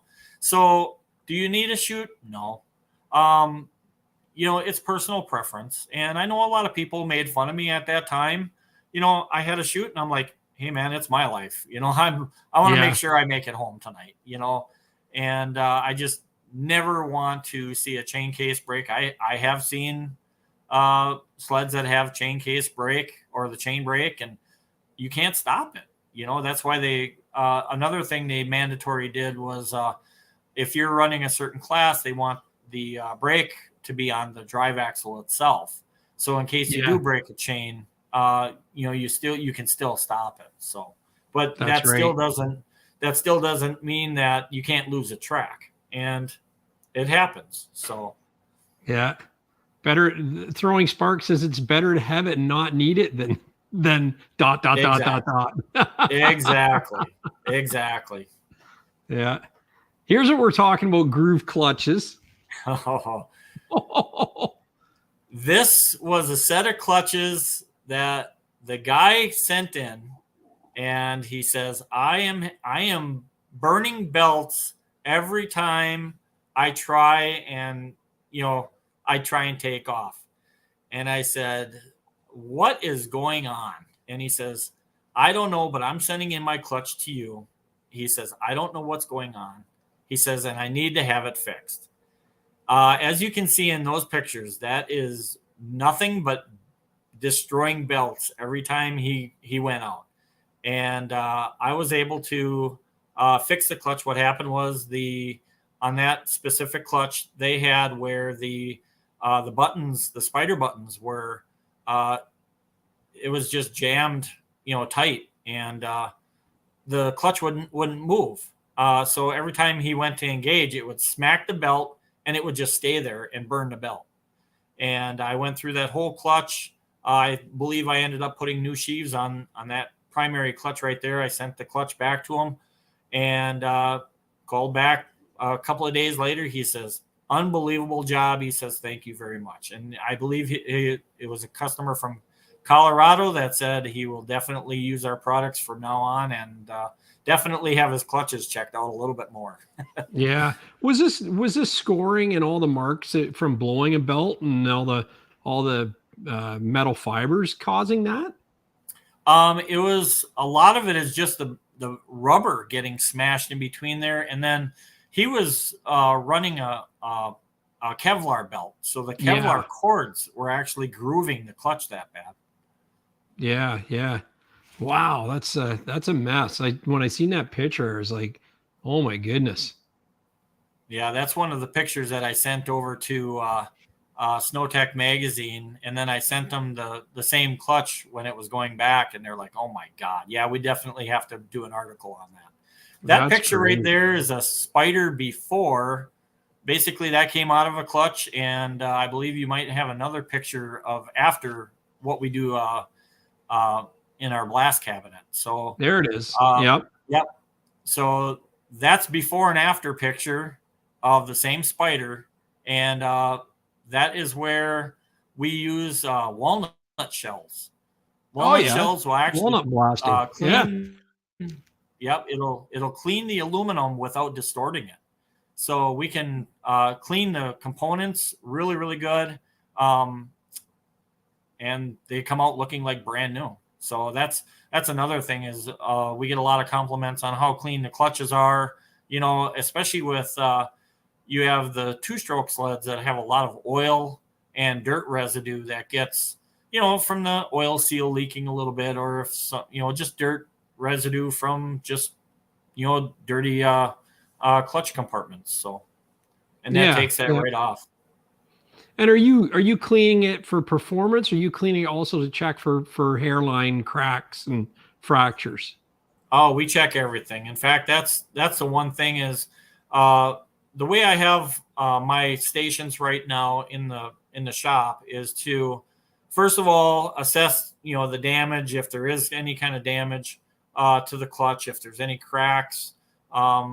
Like I said, there's a certain brand of clutch out there that, boy, I'm glad some of these people are actually sending in their clutches, because I have found clutches that have been cracked right from the stem, and it's like I call them back, say, hey, you're one lucky guy. You better go buy a lottery ticket, because this thing could have blown up at any time.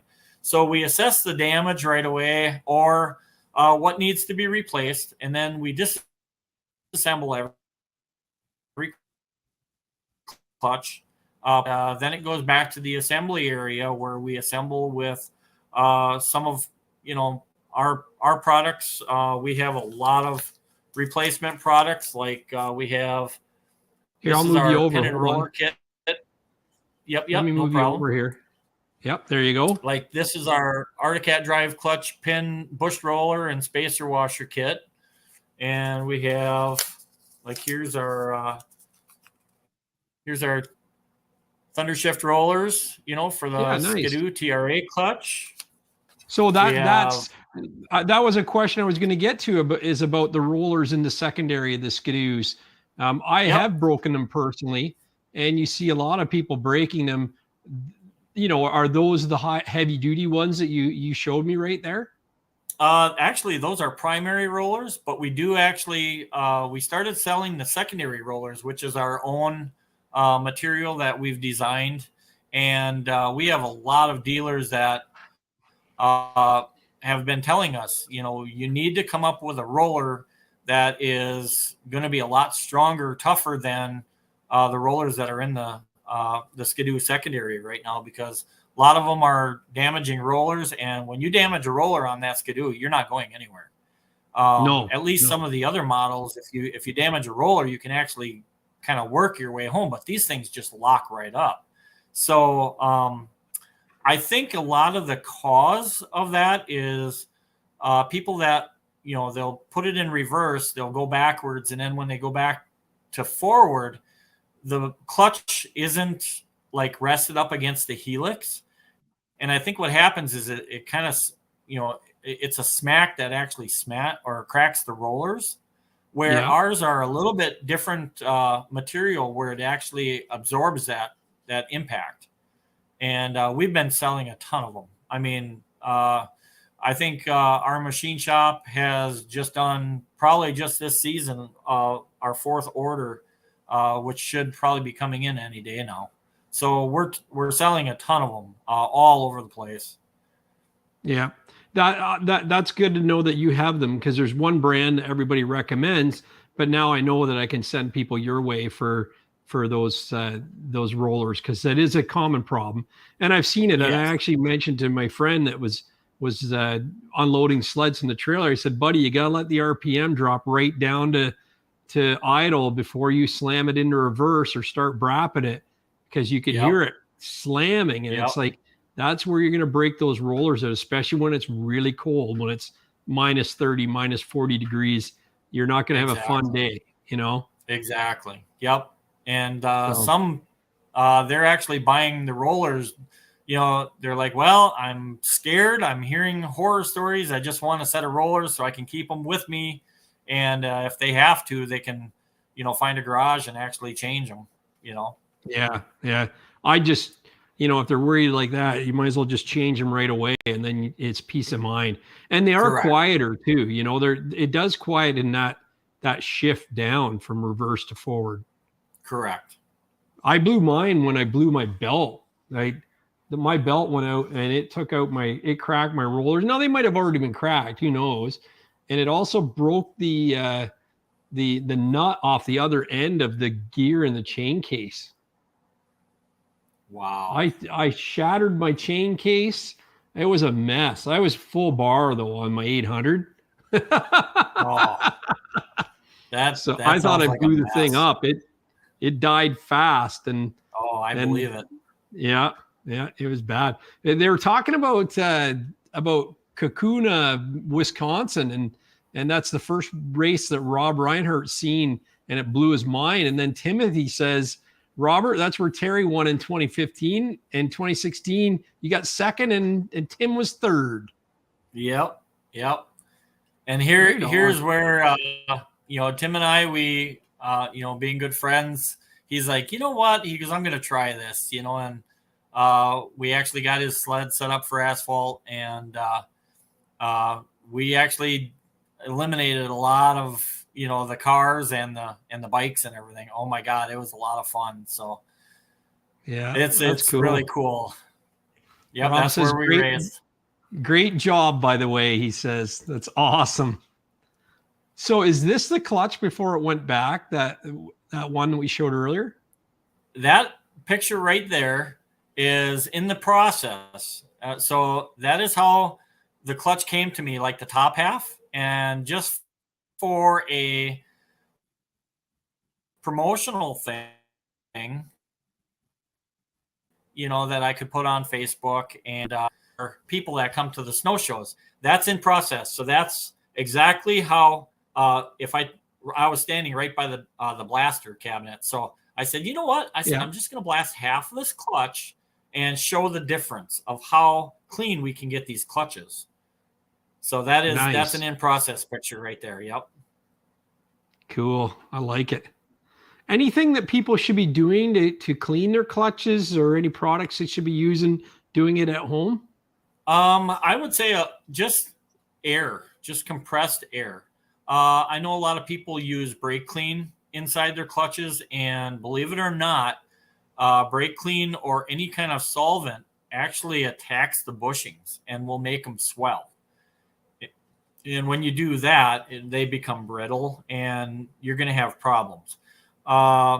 Believe it or not, I've received clutches that people, they'll put their clutches in a dishwasher because they drink the social media or internet Kool-Aid. And believe it or not, the belt residue, when you put them in a dishwasher, it'll actually bake that belt residue right into the aluminum. And I can't even blast the stuff off. So wow. I would say just compressed air, get in by your rollers, by your weights, get in there and just blow that belt dust, the debris out, stuff like that. In this case, the picture that is right there, I think a lot of that dust right there could have been blown off if the clutch would have been taken off of the sled, and, just compressed air would have taken most of that off. But in order to get them nice and clean like that, I recommend that they send them in and for a good cleaning, and I'll make them look just like that. So, right on.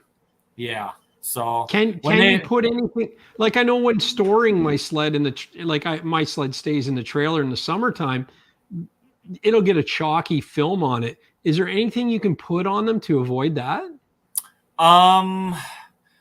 I wish I had a good answer for that, because I think if I had that answer, I think I'd be a multimillionaire. The condensation, I guess, basically trying to keep the condensation out of the trailer, with the heat and the cold and everything.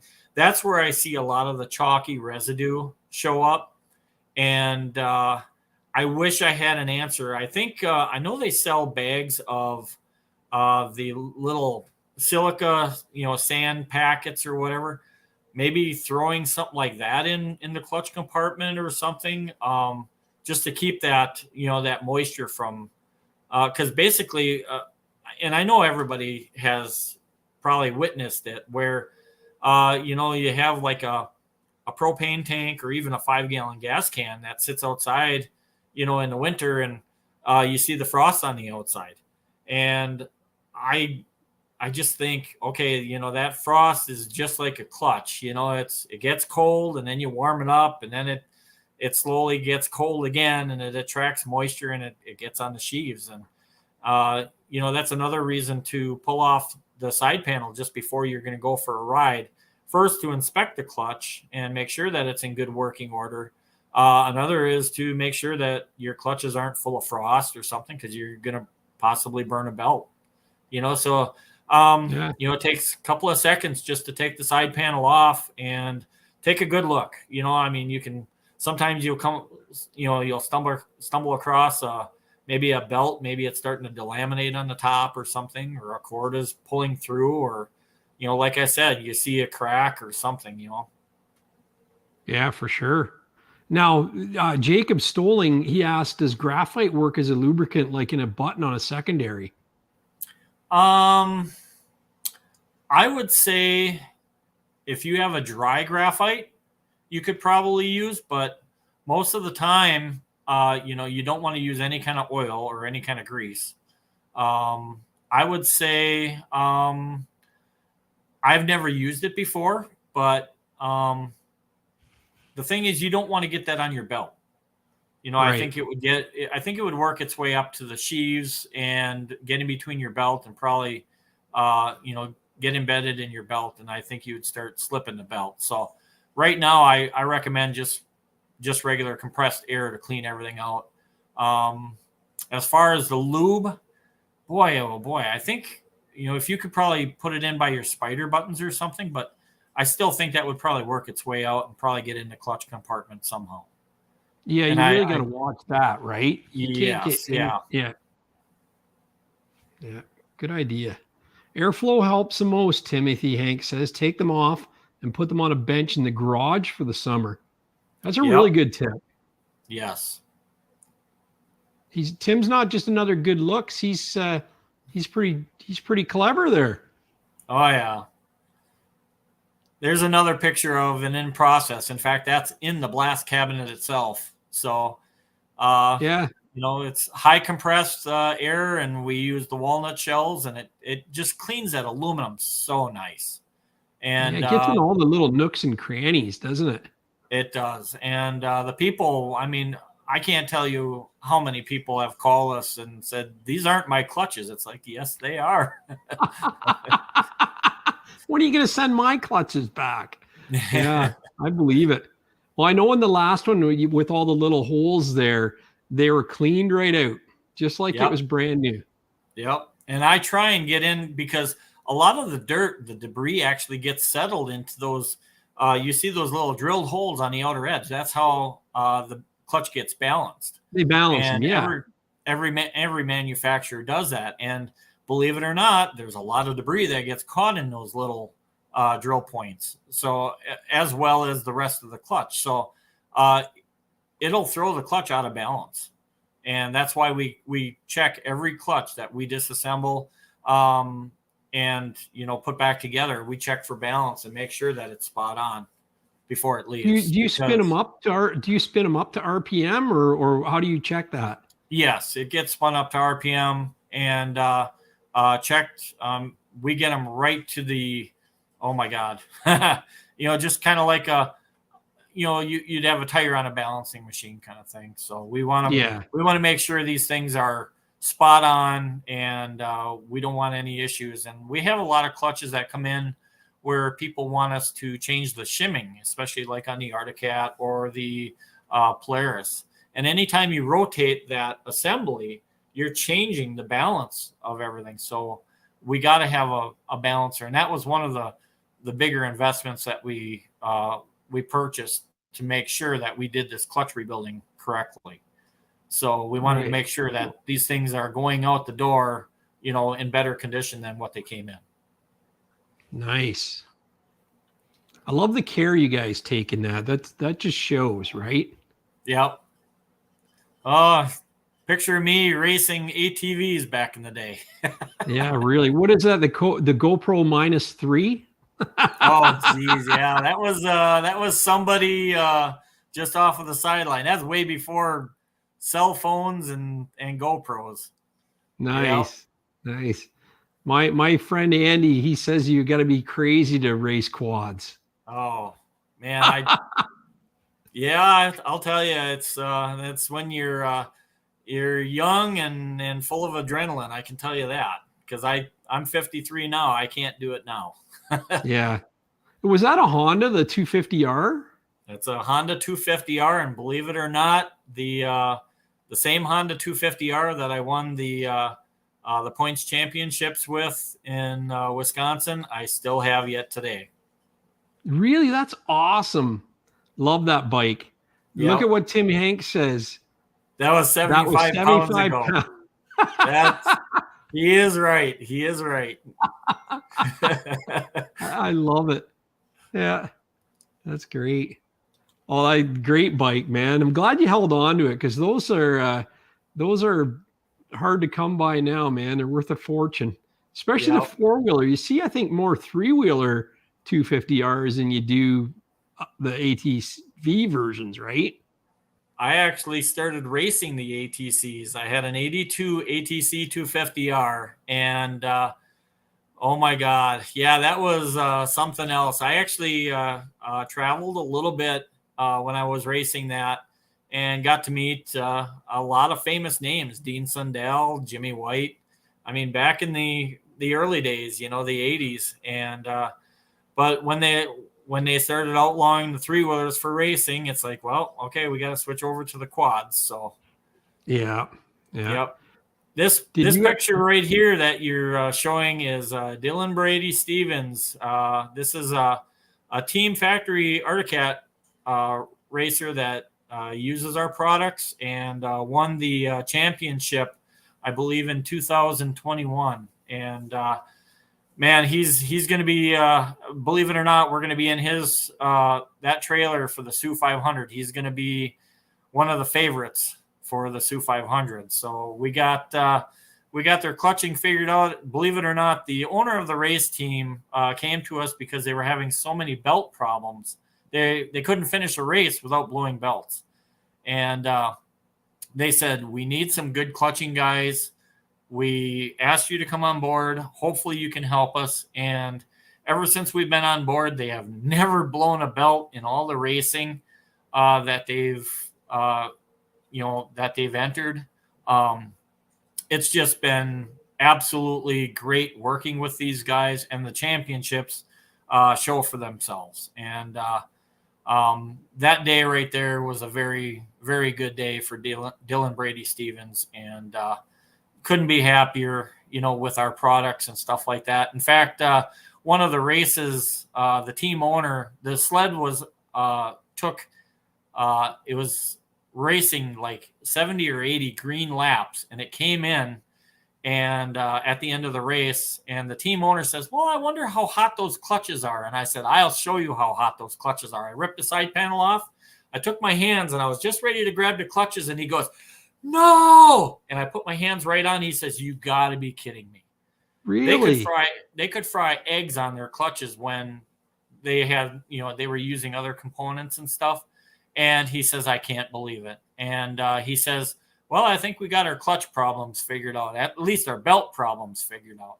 And ever since we've been on board with this, with these teams, especially with Team Articat, I can't, oh my God, I'm drawing a blank of how many championships that we've won with them, and them using our clutching. So it's really, really good people, and glad we could help them out. That's cool. That says it all, right? If you can get that temperature down, that's going to make everything run better. Yep, exactly. Yep. And that's Chad Leon and Dylan Stevens. And that's Dylan after he got his championship trophy. You can see our Thunder Products sticker being, bright and bold yellow on the side of that buggy, like nice. Chad Leon calls it, the buggy. Yeah. Excellent. Now you do clutches for Iron Dog as well, correct? We have people that actually race in the Iron Dog and are clutching components because, as I said earlier in the show, safety, longevity, and reliability. And when you're racing the Iron Dog, and also we help out Rudy Fowler with the 1,000-mile challenge. In fact, 2 years ago, Rudy, he had a problem, an issue with his clutch. And he says, man, I don't know what's going on with it, but he says, I want to put on one of your 911 covers. In fact, I have one of those 911 covers right here. This is our Billet aluminum cover that we sent to Rudy. He put it on his two sleds that they were running. And there's a better picture of it. Yeah. Always make me up there, but I'm a little slow on the draw sometimes. So No problem. And Rudy actually finished the 1,000-mile challenge, and his clutch actually broke, which broke the 911 cover. And it was cracked. And a lot of people, he showed pictures of his clutches, and he's like, oh my God, that cover's cracked, oh my God, that caused your clutch, to go bad. And he actually did a YouTube special video where he says, if I wouldn't have had that 911 cover on, he says, I would have never finished the 300 miles, and I would have never been, I would have never finished that race. He says, for that clutch to hold together, he says that 911 cover from Thunder Products Clutching held that clutch together for the remaining 300 miles at an average of 80, I think it was 88, 87, 89 miles an hour average.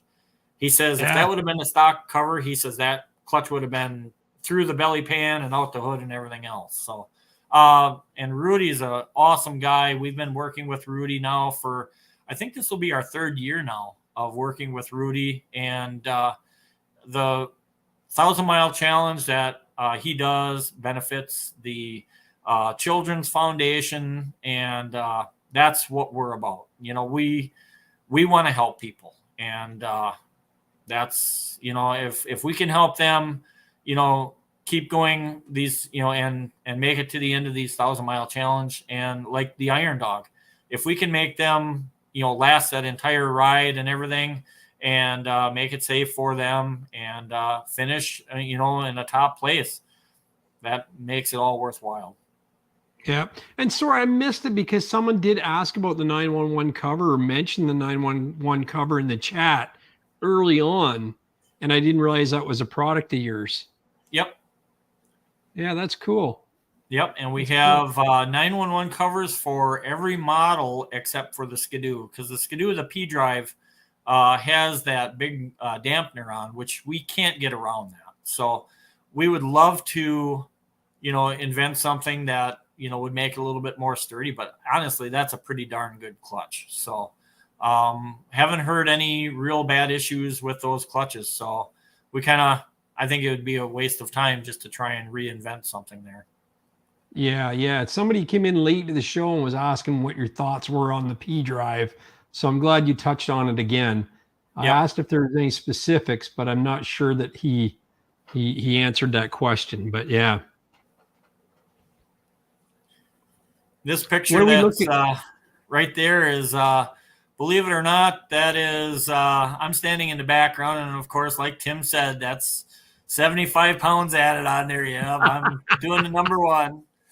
And believe it or not, that's my, I won the class that day. And that was a memorial race for a fallen rider that, used to race with us. So we have a memorial race in his honor, and I ended up winning that race. So that is my son all the way to the far two away from me there. And believe it or not, he set that sled up, just kind of watching what I do and stuff like that. And he set that sled up. I had an actual problem with the sled that I usually race on asphalt. And I said to my son, I need to borrow your sled for tonight's race. And I ended up bringing it to the winner's circle. So the other two sleds in that picture use our products. So we had a 1, 2, 3 win for Thunder Products clutching in that picture right there. And believe it or not, we'll probably have another memorial race because the rider with the white Polaris, he passed away last year, 2022. So that's that's heartfelt, Mm-hmm. So, and I remember racing with him, and I remember he says, "Man, you did good this year." He says, "You're runner up in points this year and stuff." And he says, "I'll be back next year." Well, there wasn't a next year. So, that's too bad. Yeah. So, I mean, and that's just it. It's a big family that we race with. Everybody helps each other out. Everybody supports each other. You couldn't ask for a better family to race at. And that's a picture at the Mid-Michigan Motorplex, which is in central lower Michigan. And they love having us there. We bring a pretty good crowd. Of course, the COVID, kind of put a kibosh to that for a while, but it is what it is, and now the racing is coming back, and we're getting more races, more racers showing up too. On an average, we have, I think the number is like 50 some racers in a class. And I think the most we ever had on the property at one time was like 78.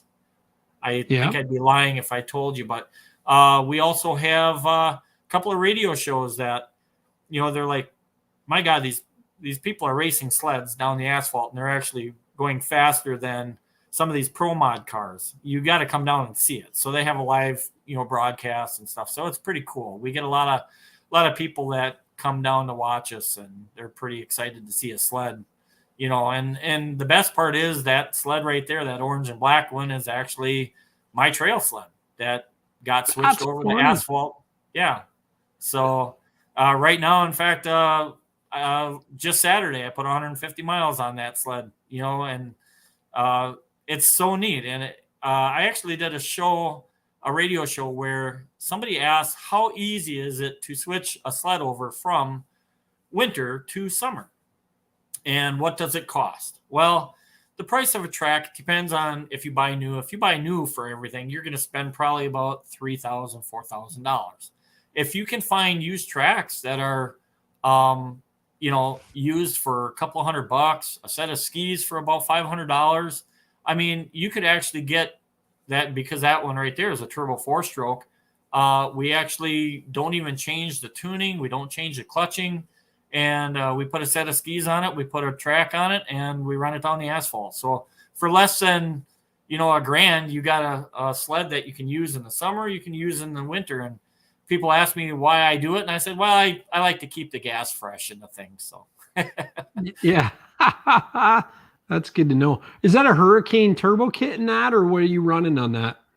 That one right there was let's see, that one was Evolution Powersports. They don't actually do tunes for it anymore.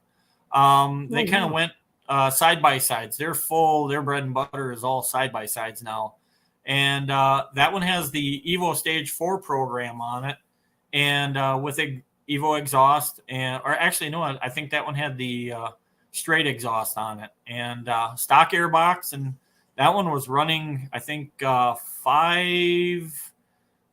580s, 579, 590s, something like that in an eighth mile at like 112 miles an hour, 114 miles an hour. So geez, that's wicked. It is. It's a lot of fun. And, a bone stock Sidewinder, I would say you're probably looking at about a 640 eighth mile, something like that. And with a little bit of tune and an exhaust, you're looking at, a half a second faster in an eighth mile. And that's huge. So that's about equivalent to I'd say about four sled lengths. Yeah. Yeah. Wild. Yeah. Do you know many of the people in Canada that run the Hurricane team? Well, Dave, of course, the owner of Hurricane. I don't know a lot of the people that race for him, but I know he sponsors a lot of people. And yeah. My wife works for Ryan Brown. Oh, I know Ryan. Yep. Okay. Yeah.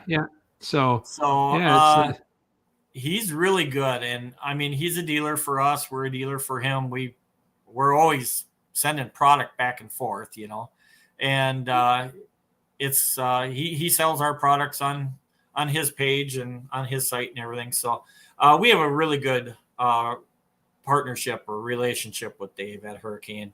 And he's got, believe it or not, between myself and Tim, we have a lot of these turbo sleds. And when I said before earlier in the show, we have one sled that's all turbo dynamics. We have one sled that's all Hurricane, data logging, everything. And this one here is Evolution Powersports, the black and orange one you see there. And then the other one is all Precision EFI. So we can test back and forth between sleds with our own clutching and everything.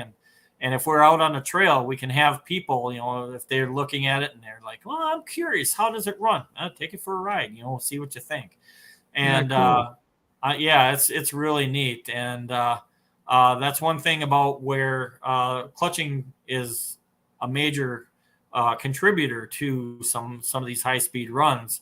The white and blue one that is probably coming up in the next couple of pictures where my son was actually racing it. That one has 2141 gearing in it. And believe it or not, if you do the math with the drivers, I should be out of gear about 112 miles an hour.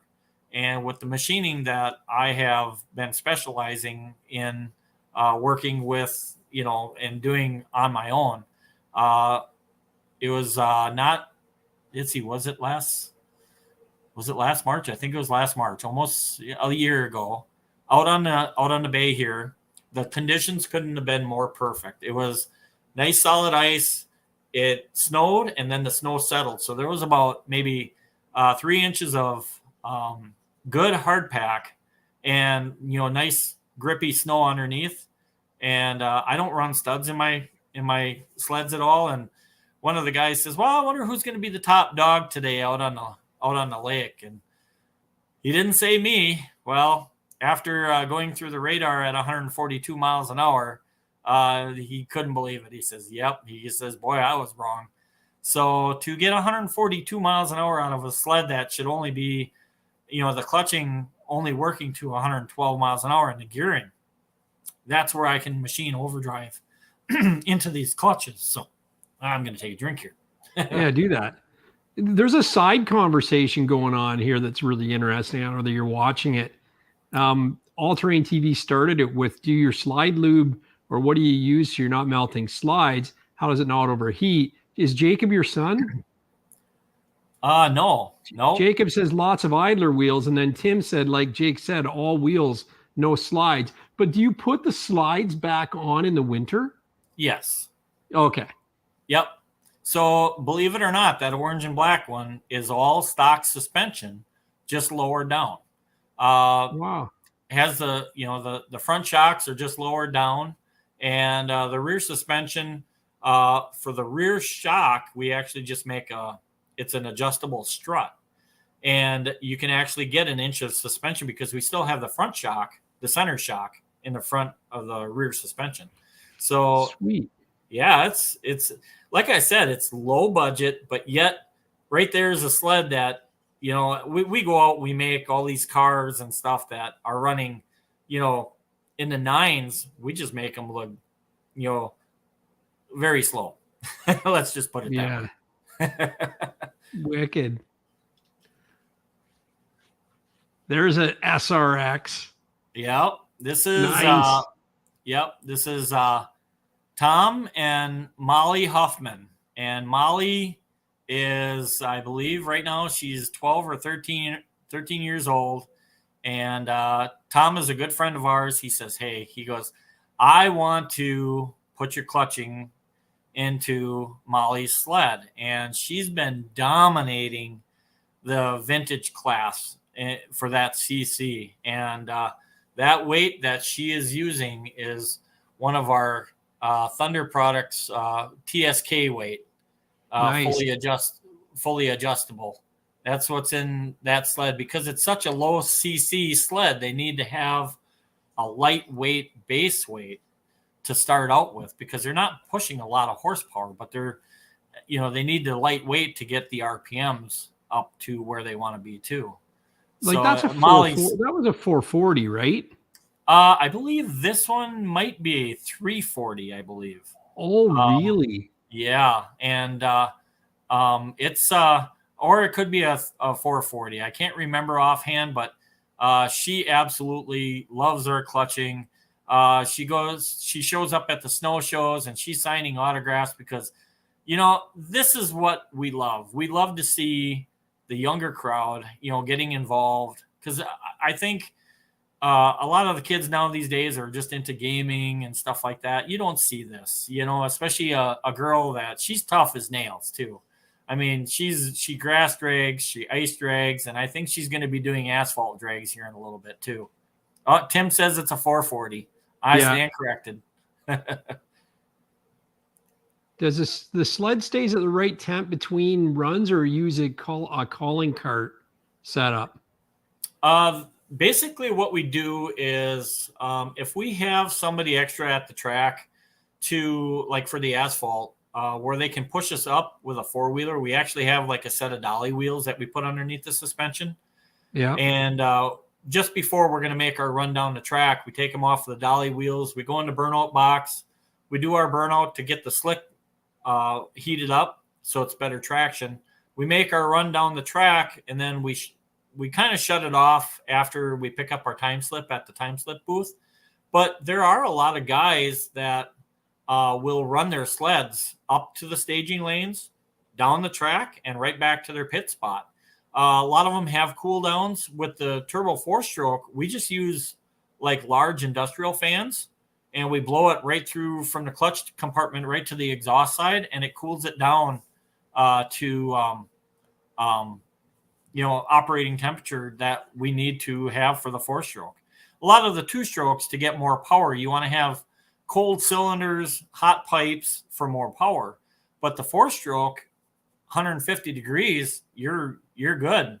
And we just come back, we take the side panels off, take an industrial fan, blow it from one side to the other, and within probably 20 minutes, we can go back and make another run. Yeah. Wow, that's cool. It's a great photo. Is that you?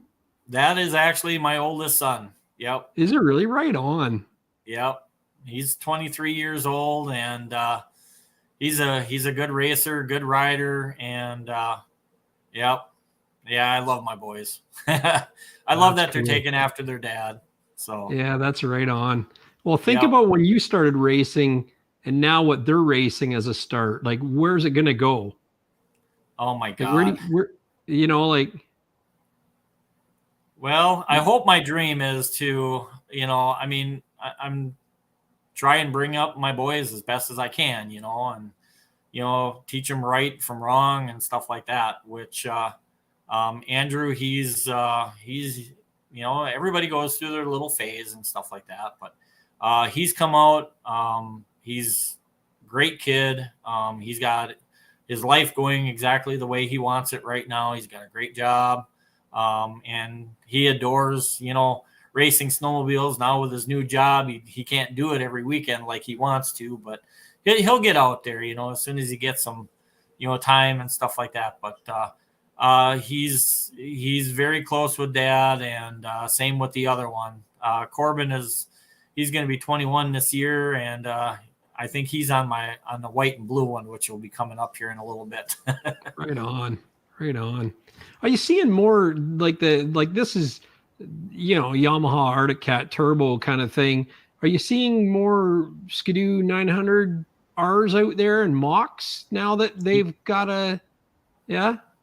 We're seeing everything. We're seeing everything from, oh my God, we got guys that are taking old vintage chassis and putting in, like brand new motors, 900, cat motors and stuff, or 800 cat motors. And they're making these things scream, they look at the sled and they're like, oh, that thing's probably just going to, be slow. And next thing you know, it's fast. So, but it's nice to see a lot of the, newer sleds coming out, because like I said, it is easy to swap over the, the track and everything. And just lower the suspension down, put a set of skis on, and go have fun with it. And that's what we try and, tell everybody, is to just go have fun with their sleds. And it doesn't mean that you have to keep them locked up spring, summer, fall. You can still use them. Right. This picture here is Chad Leon won the this was the Pine Lake race. It's Core Powersports was putting it on, and I'm standing. I got the Arctic Cat kind of, what do you want to call it, pit coat on there. That was one of the corner of the sign, right? Yep. I was I was there helping him. I was actually his pit crew when he came in, because everybody, what they have is they do a course on a lake. It's a 10-mile course, and you do 10 laps, so it's 100 miles. And you have to stop and pit one time. You have to take a certain amount of fuel, and you have to walk the sled in, you have to walk it out.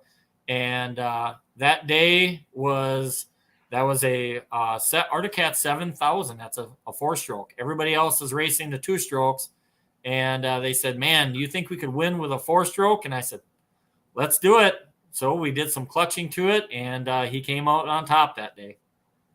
Right on. That's amazing. That, clutching your sled is underrated, man. It's I've always been a high believer of it, and it's tough to get people to buy into it, right? It is. Yep, there's my youngest Corbin. Yep, that's the white and blue one that I actually ran 142 miles an hour out here on the ice with no studs. And wow. So yeah, that one there had all Hurricane ECU tuning and data logging and everything, which that data logging is just, it's priceless. I mean, you can go back, you don't have to watch the gauges going down the track. You can come back and data log, and check everything out on your laptop or on like an iPad. So you can see your RPMs if they're working good, your boost, all that stuff, water temperature, your engagement RPM, everything. So it's pretty neat. Oh, for sure. That's cool.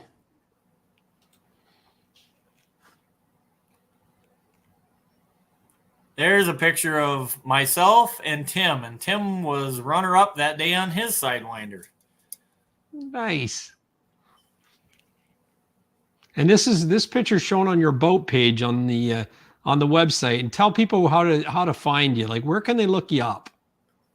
They can look us up on the web, lots of W's, www.thunderproductsclutching.com, and products with an S. So thunderproductsclutching.com. And you've got a great Facebook as Yep. well. Are you on Instagram? That we are not. In fact, I try and keep up on the media kind of thing, but right now we're just so slammed with orders and stuff, which is a great thing. We're doing everything possible just to keep orders going out the door. We ship every day, and our UPS guy, I don't know if he loves us or hates us because we make him work. So, but there's probably days that I can't even fathom it. Sometimes we got 70, 80 packages going out a day. So it's just cool. Crazy. Yeah. Very good. There's a picture of our heavy hitters and some of the fasteners that we have in our clutch kits. So all our fasteners are machined in a Swiss lathe. So they're not anything that you would buy like at a hardware store. They're all gram balanced, everything. So when you get a clutch kit from us, it is balanced. And, you put the fasteners in the weights, and you can change the fasteners how you like. We sell the kits per your description of your sled, what kind of mods you have, stuff like that. But our fasteners there, you can see we have the brass washers on the left, which are they're real thin. They actually they weigh 0.4 of a gram, which 0.4 of a gram will change your RPM, 50 RPM. So we can really dial in our clutch kits with our fasteners. And then you can see the larger washers, the next one over, which are steel washers, which are thicker. And you have the aluminum 3/8 bolts right there. And then you have the 7/16 and the 3/8 steel on the other side. So when we start, when we put these kits together for everybody, the only thing that isn't pictured in this picture are the Allen screws that go in the heel of the weight, which is right kind of like in the center picture. In the centerpiece, yeah. Exactly. Like right there. Yep. Yeah. Down low, it's hard to see on the screen. Yeah. Pretty neat. And then you're just taking washers in and out, or switching from the aluminum fastener to the steel one, right? Like it seems to be almost an infinite combination of weights that you have there. Exactly. And the nice thing is, most of the kits that we sell, they're like, especially for some of the turbo sleds now, like the Arctic Thundercat, and like the Sidewinder and everything. We can set it up to your stock horsepower level. A lot of people, they buy their sleds and they're like, well, I don't really feel like, tuning it right now. I want to run it stock. Here you go. The same kit that you can run stock. After you flash it, you give us a call. We tell you exactly how to change the fasteners, and you can go all the way up to 300 horse with the same set of weights. Yeah, right on. Now, your weights screw in the side in the holes that you can't see on these ones. Actually, you can see two holes on that one. Yeah, these actually screw into the bottom of the weight. Yeah, I see they're in the bottom there. Yeah. Yep. And then the other weight, like I said, is the TSK weight, which is the one right here, which the screws into the side. Yep.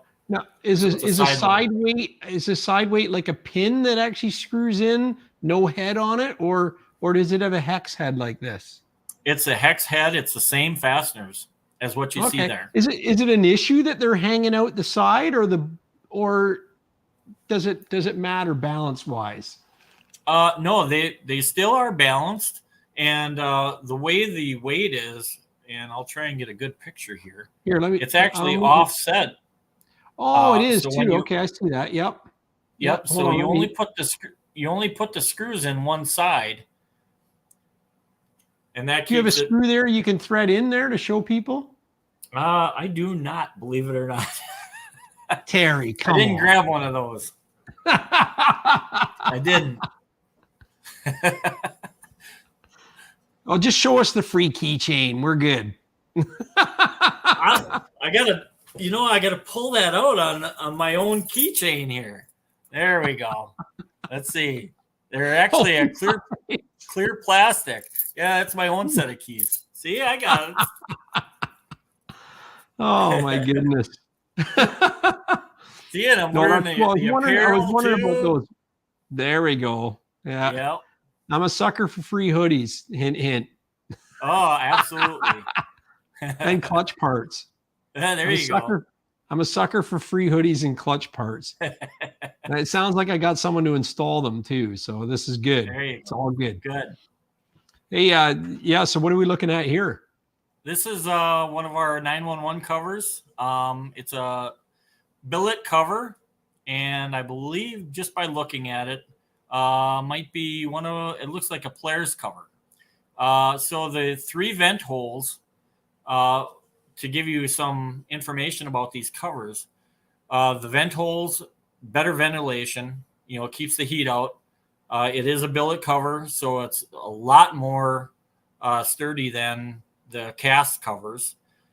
We use a bronze oilite bushing, which is 250% more surface area compared to the stock bushing that comes in the stock covers.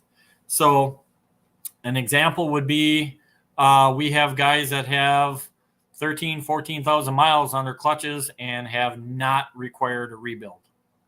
If you can keep your cover bushing from going, it's going to make everything else last. If the cover bushing starts going, it starts taking everything out. The spider buttons, the main, the movable sheave bushing, stuff like that. And of course, the dial adjust on the outside, everybody asks about that. They're like, what is that? That is when you have the cover mounted onto your clutch, you can actually dial in your movable sheave closer to your belt. So you don't actually have that huge gap. What it does is it makes for smoother engagement. It doesn't smack the belt and put little grooves into it, because every time you engage, like a harsh engagement, it doesn't, put a groove in the belt, makes your belt last longer. Not only that, but because when you screw that little dial adjust in, it starts letting your flyweight start coming out more. So it actually, lower engagement. We actually have guys that race with these covers, and they love them, because if you think about, the people that actually know about clutching and how a clutch works, when you have this cover mounted on your clutch, for the serious racer, that spring is compressed between the cover and the spider. So if you have that screwed on the outside there, and the sleeve is all bolted on tight, it'll hold that cover on. So you can take the 6 cover bolts out, and that movable sheave will slide right in. You can pop your weights out, adjust them, put them right back in, slide it right up to it, put your bolts back in, and you're ready to go. Oh, nice. The last guy that I set up, he's like, he goes, I want to have high engagement for when I do like a race, but he says, I still want to trail ride the same setup. He says, can you help me out? I said, absolutely. I said, here's what you do. And I told him what to do with his weights, how to set them up. So the weights would be actually kind of tucked in, and he would take that dial adjust, he'd adjust that all the way out. So the spider would be up against his weights. So he would get a higher engagement for racing. After racing, he just loosens the set screw. He dials it in so he gets his proper belt deflection, or not deflection, but his proper belt to sheave clearance, and he can trail ride all day at low engagement. It's really a nice setup. Yeah, because this is on the primary clutch, correct? Correct. Yeah. Now I get what you mean when you said that you don't like the big balancer thing on the Ski-Doo P drive, that big thick thing. You wouldn't be able to use something like this. Correct. Yeah. Yeah. Very cool. And it looks neat, really nice. Yes. Simon wants to know if there's any clutch kits for 900 Ace naturally aspirated. 130 kilometer top speed is not enough for me, but I don't want to buy a turbo. Thanks in advance. Yes, there is. In fact, we worked with a couple of people. In fact,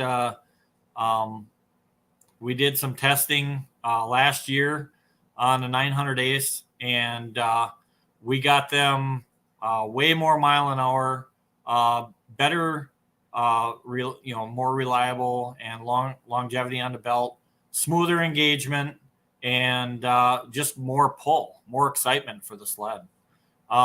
We did a clutch kit for actually two of them. We had them actually here in the shop where we actually tuned them, for the turbo sleds. And oh my God, it's just unbelievable the amount of power and stuff you can put to the ground just on those sleds. So he's asking what the top speed is with this clutch kit. In our testing, the trail that we were testing on, I forgot what it was in mile an hour. Maybe Tim will chime in, but all the numbers that we try and think of, I think, oh my God. I know it was. Are we talking like a 10 mile an hour gain or what are we talking for average usually? More like 15. Yeah, right on. Yep. That's good. Yep. I had a friend, I don't know what kind of clutch kit he put in his 900 naturally aspirated, non-turbo. And the thing would lift the skis, no problem. Like it went like a rocket. Like it's the must-have thing to do to wake up the 900 for sure. Yes. Yes. Yeah. Yeah. Here's those rings, those go. Would you call them go rings? Go yeah, rings, like an O-ring, yes. but it's called go rings. Yeah. Yep. And it's I can't tell you how many of these things we sell. It's unbelievable.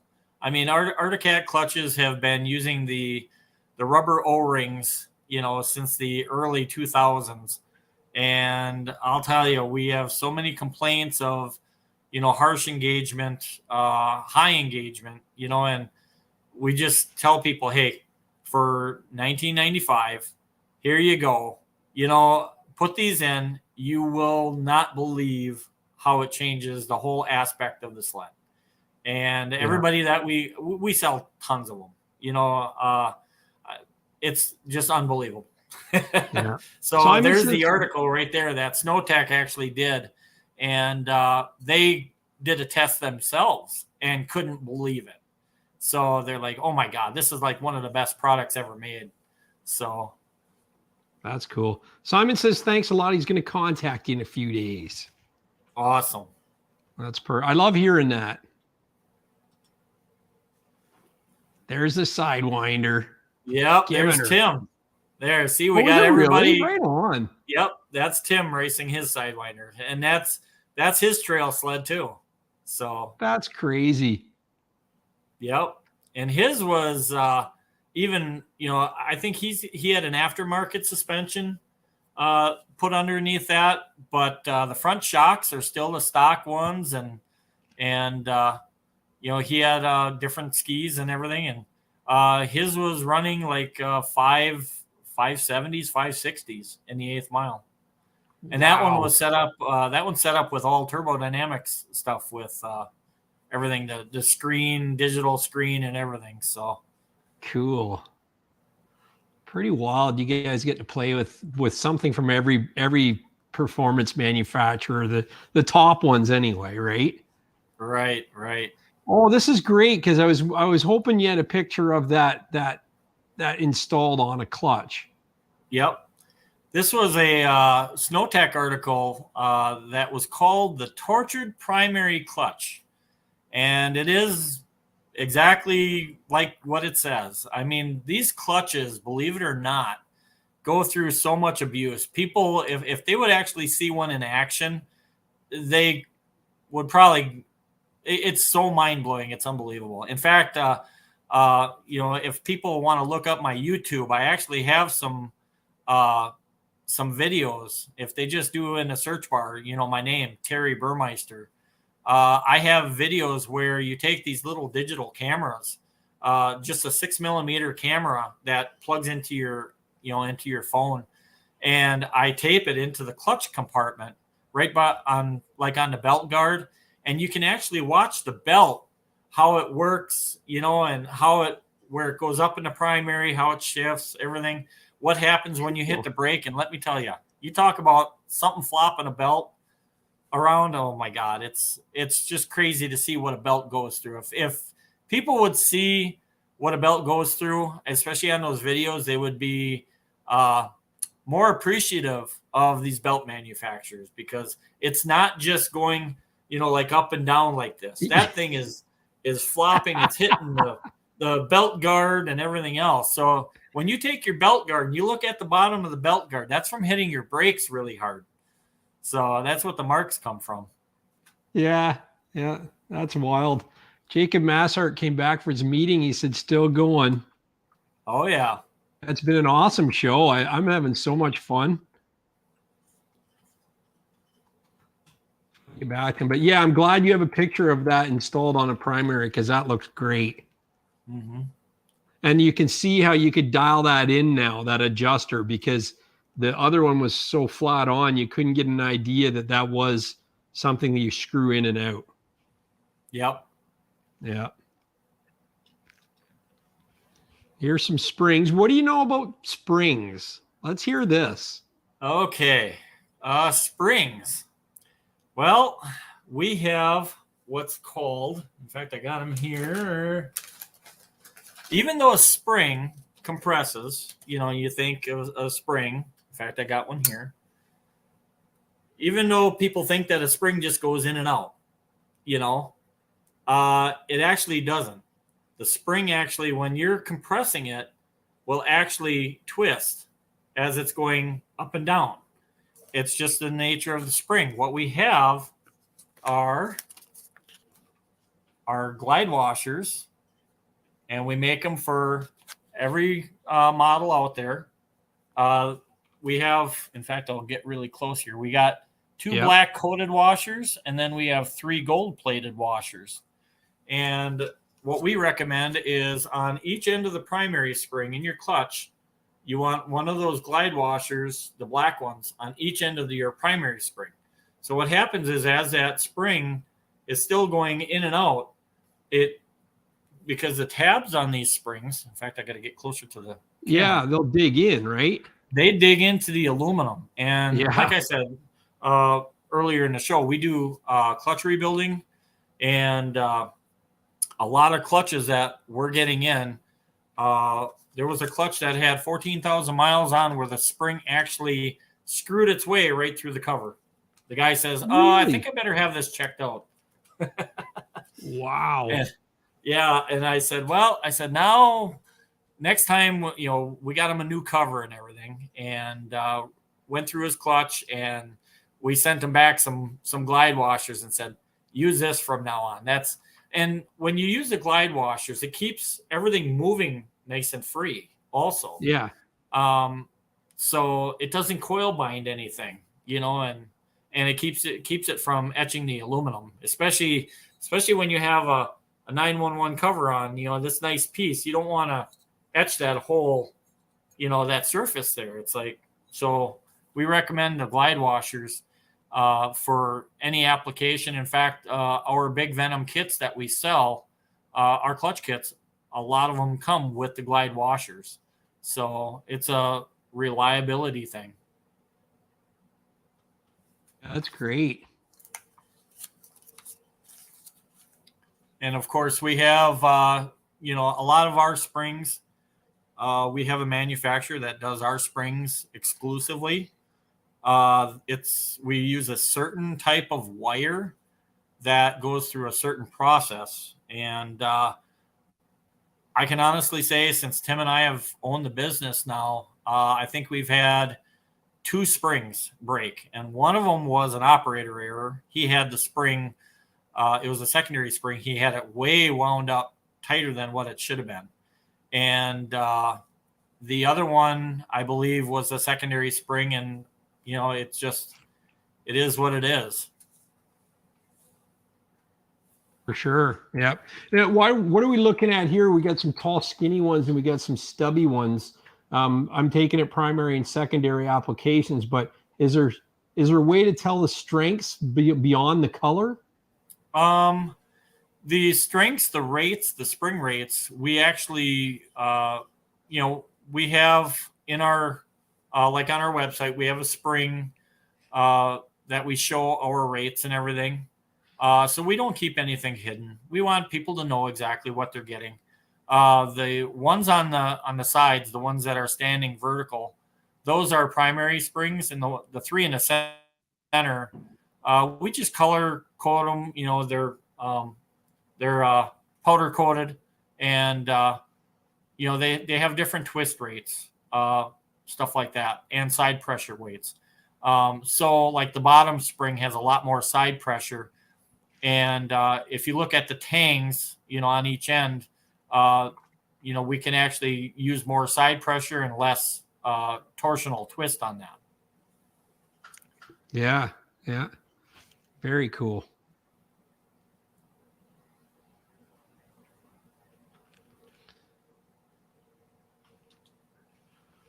Oh, here we go. Another view of those. Yeah. Yes. Those are our TSK weights. That's a really good picture of our TSK weights, and all the fasteners that would come with those weights. And so is this really one kit? What comes in one kit, or are we seeing really? Yep. Wow. That's one kit. You have the adjustability is just infinite, of how you can actually add weight or take weight away, and, proportion it into the different areas of the weight. Wow, you've got how many, like 24 fasteners, and you've probably got the same in washers in the kit. Wow. Yes. That is crazy. When you're looking at three weights and you got, so basically you got 9 positions there that you need to add or take away weight. And, starting from, left to right, with the hex fasteners, those are 1/2 inch. And then you go down to the 7/16 steel, and then you got the aluminums, which is the bright silver on the bottom, and then you come up to the 3/8 steel on the right side. And then you have your washers that you can put underneath. So, I mean, you can go from like an aluminum 3/8 and a thin washer, which would be right around 1.5 grams, and you can go to like a steel fastener, 3/8 steel, and just be a little bit over that, so it's really something, how adjustable these weights actually are. And a lot of people that use these weights are like the vintage guys, or the guys that are actually looking for a really, really high RPM. Yeah. Yeah. I'm impressed. That's incredible. There's a good shot of our TRA rollers, and the ones on the left, I believe, are standard size rollers, and then the ones on the right, I believe, are our 2 millimeter or 1 millimeter over rollers for the TRA. And when you have different size rollers, it actually changes the shift point of how the clutch works, and it'll either slow the bigger rollers will actually slow the shifting out. And just by installing rollers, because that changes the ramp angle if you're adding millimeters to the roller diameter, right? Correct. Yeah. So it's gonna be swinging up that ramp at a different speed than stock. That's pretty cool. Yep. And I can tell you right now, these rollers, we sell these rollers to a lot of our like the aftermarket clutch companies. And they love our rollers. They say our rollers last the longest. The bushings that we actually get for our rollers comes, from a manufacturer that each bushing is tested to I think it's 80,000 PSI, something like that. I mean, it's just crazy the amounts of pressure that they test these these bushings out for these rollers. And in fact, I actually have an aftermarket primary. This is a Billet primary. Look at that thing. Hold on.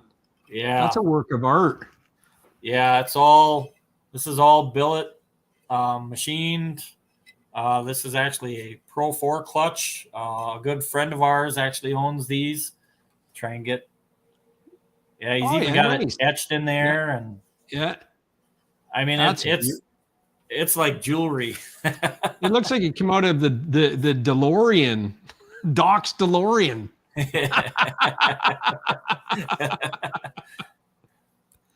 Hey, ProScape Lawn Service, you know him?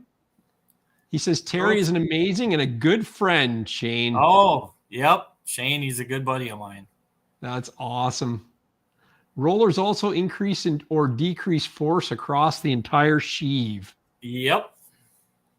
Yeah, pretty cool. See all we're learning here? Pretty crazy.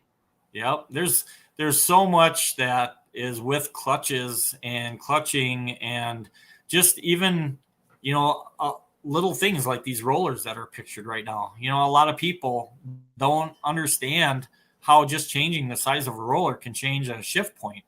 And like Tim just said, rollers also increase or decrease the force. So, I mean, when you're talking belt squeeze and everything, it's big.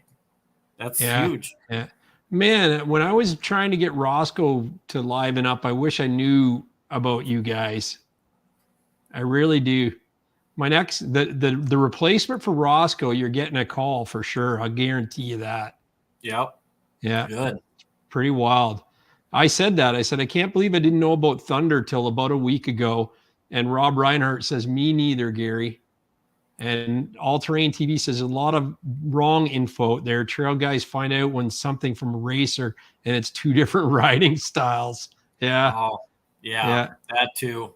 Yep. Yeah. In fact, that's the thing is where, if somebody calls, and they specifically say exactly, what they want, we can set up a kit, for drag racing or for snow drags or anything. In fact, we have a guy, his name is Robert Olson, and he snow drags over in Norway. And holy cow, you should see that guy's beast of a sled. Really unbelievable. He says he will never run anybody else's products except ours. And he keeps telling us, in fact, we ran out of stickers for him and he just built a new sled. And I said to him, oh, I got to get that sticker out to you. And I'm like, oh, we're all out right now. And he's like, that's all right. So, but we owe him some stickers and stuff. He loves promoting our products and couldn't be happier with everything we're doing for him. Yeah, that's pretty cool. Oh, that was the last photo. See, you should have sent me more. Oh my God. Yeah. I should have sent way more.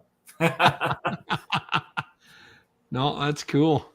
Yeah, I know Jacob Massart, he had to step out for a meeting, but he said he may have missed it, but what's your opinion on the Gen 5 P drive clutch? Give us that again. Okay.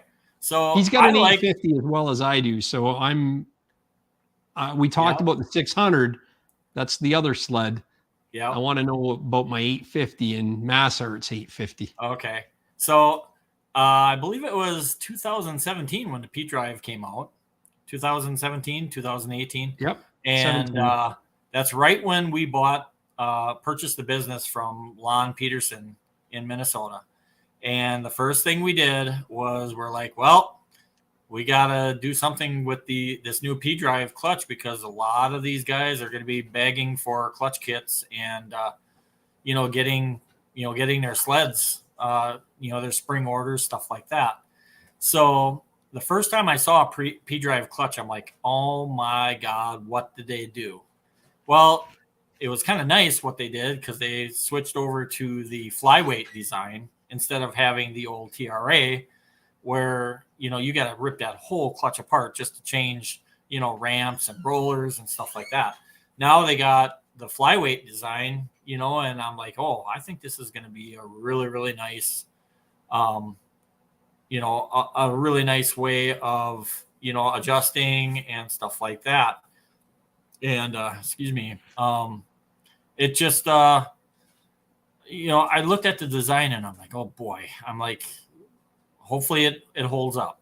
I do know that I think 2018, 2019, they actually changed the P drive a little bit because they had, from what I understand, a couple of spiders cracking, and they actually beefed up the spider, which, believe it or not, we had our weights figured out, and stuff like that. And we actually had to trim a little bit off of the edge of our weight when we had a special application, because they made the spider bigger with the casting so they wouldn't have the cracks.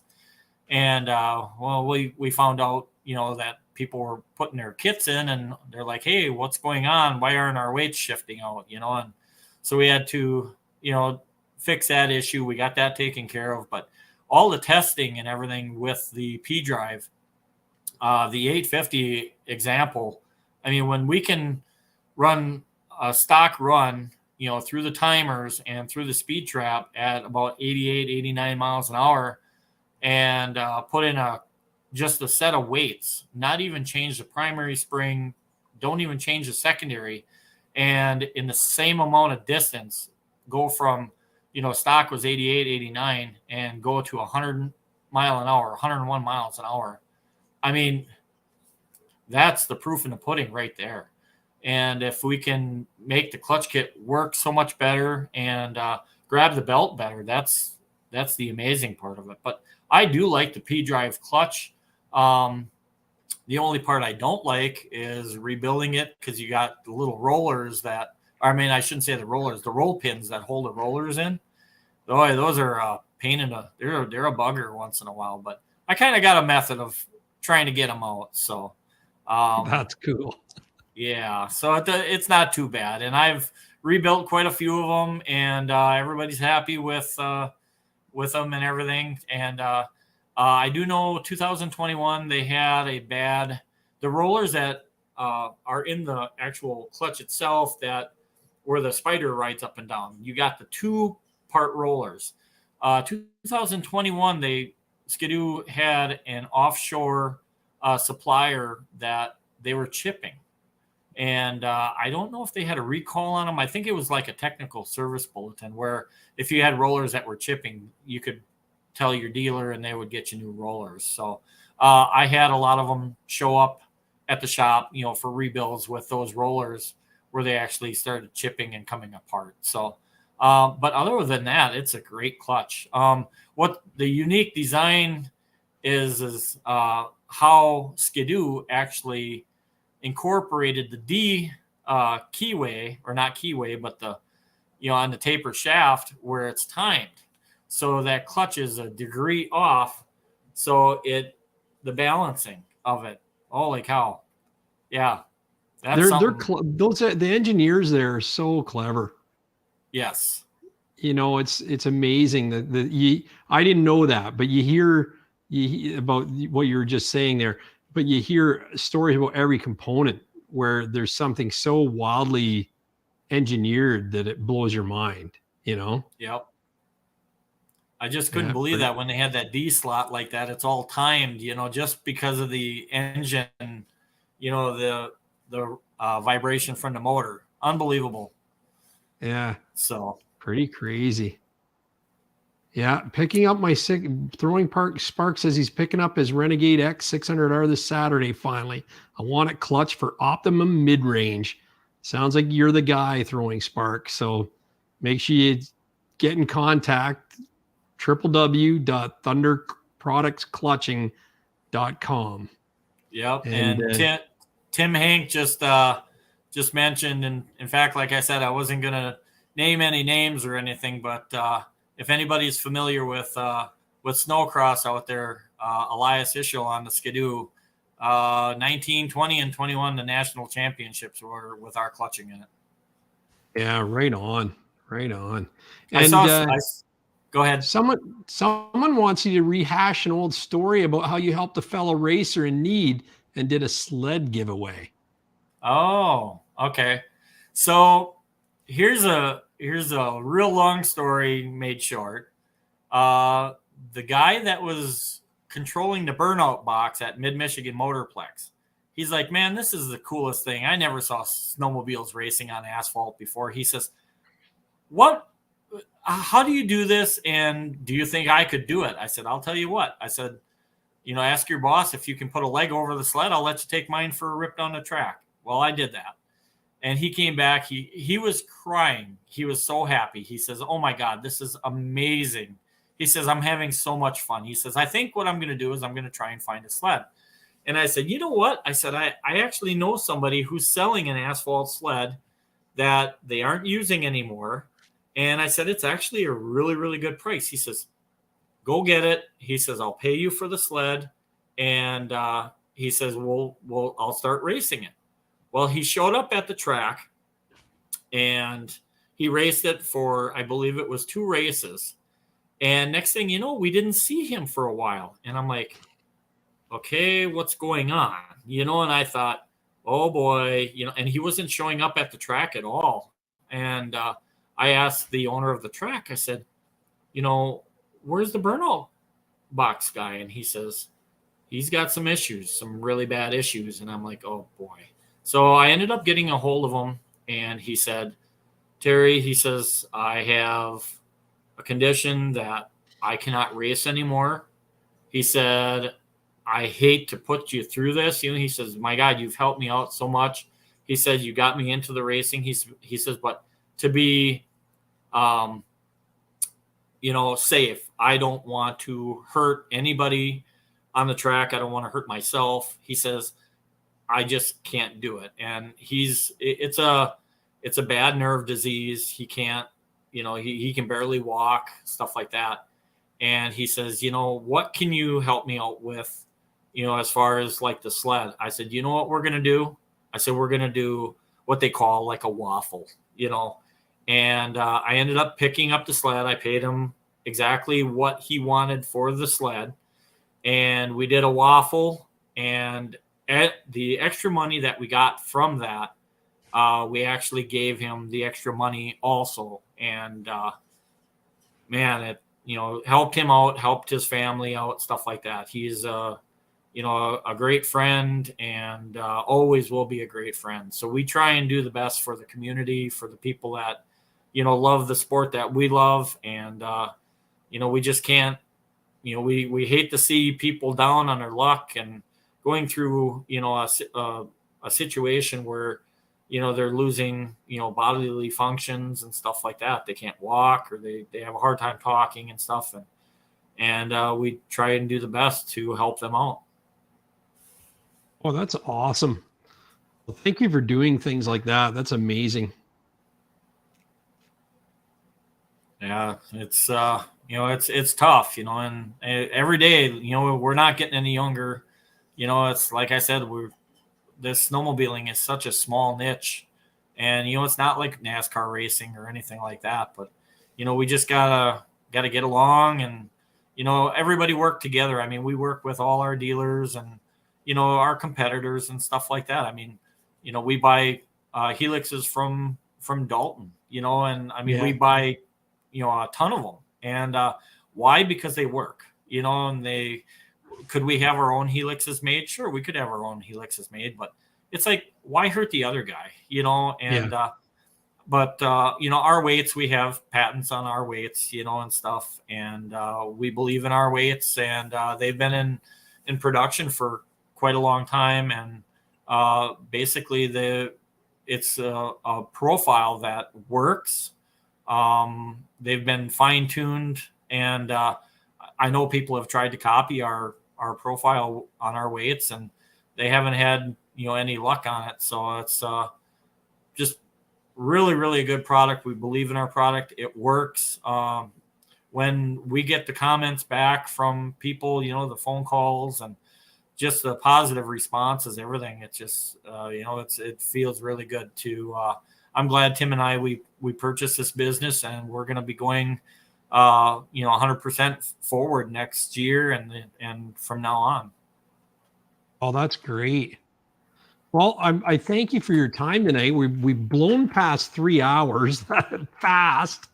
Unbelievable.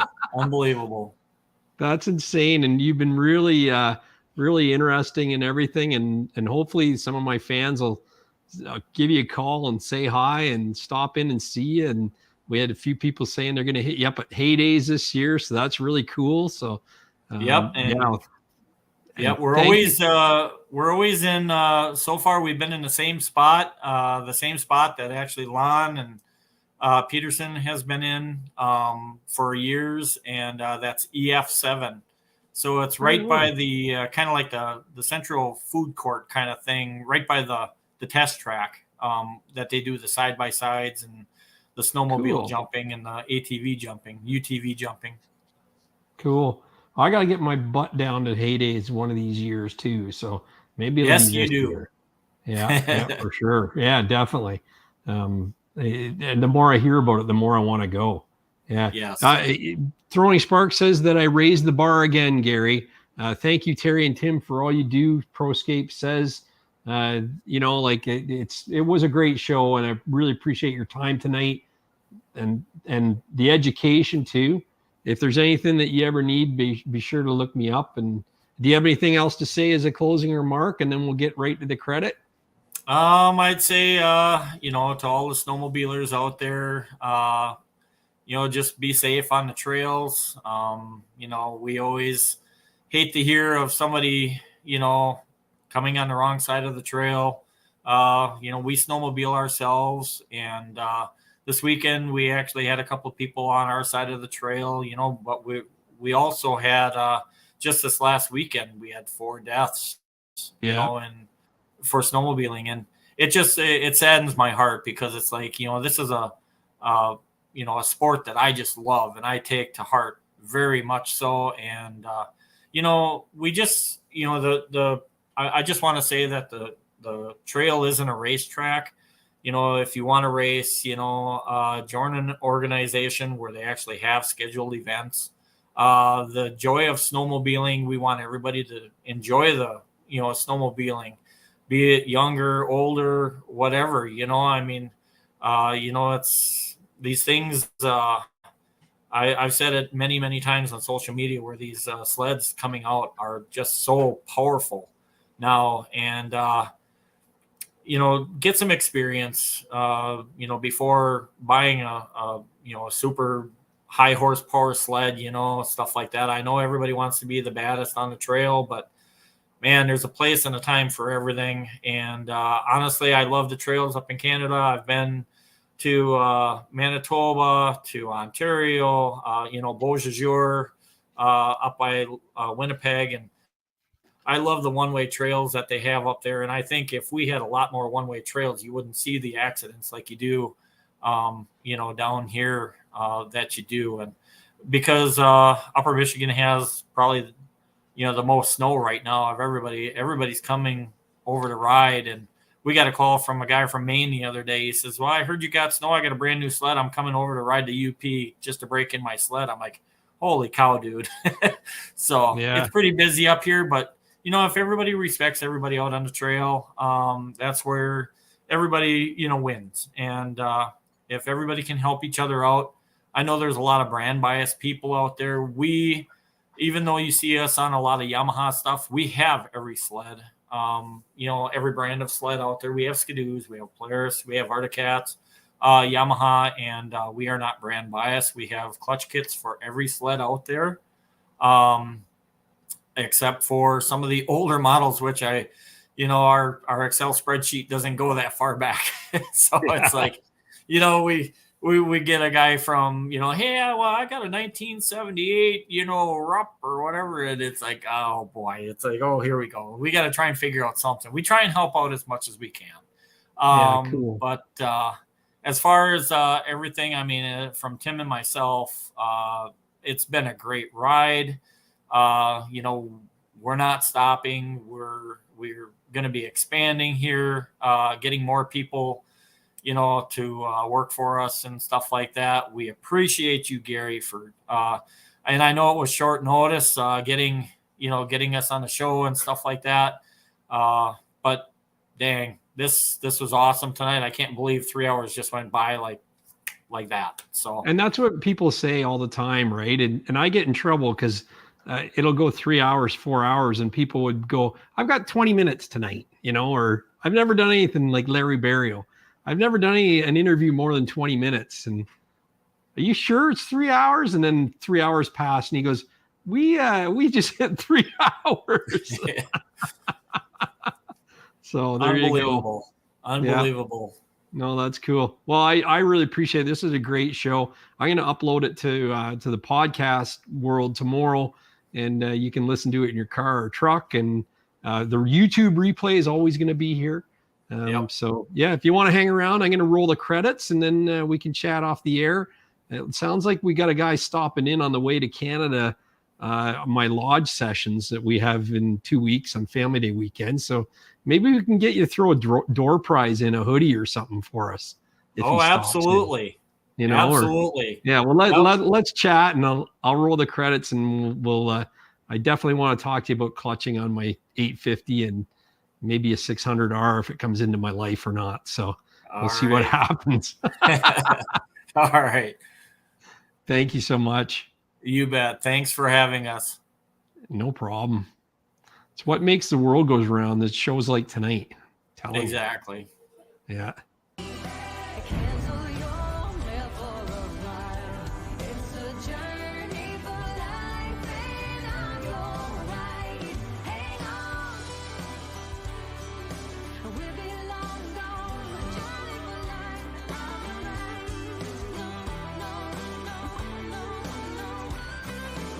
It's a journey.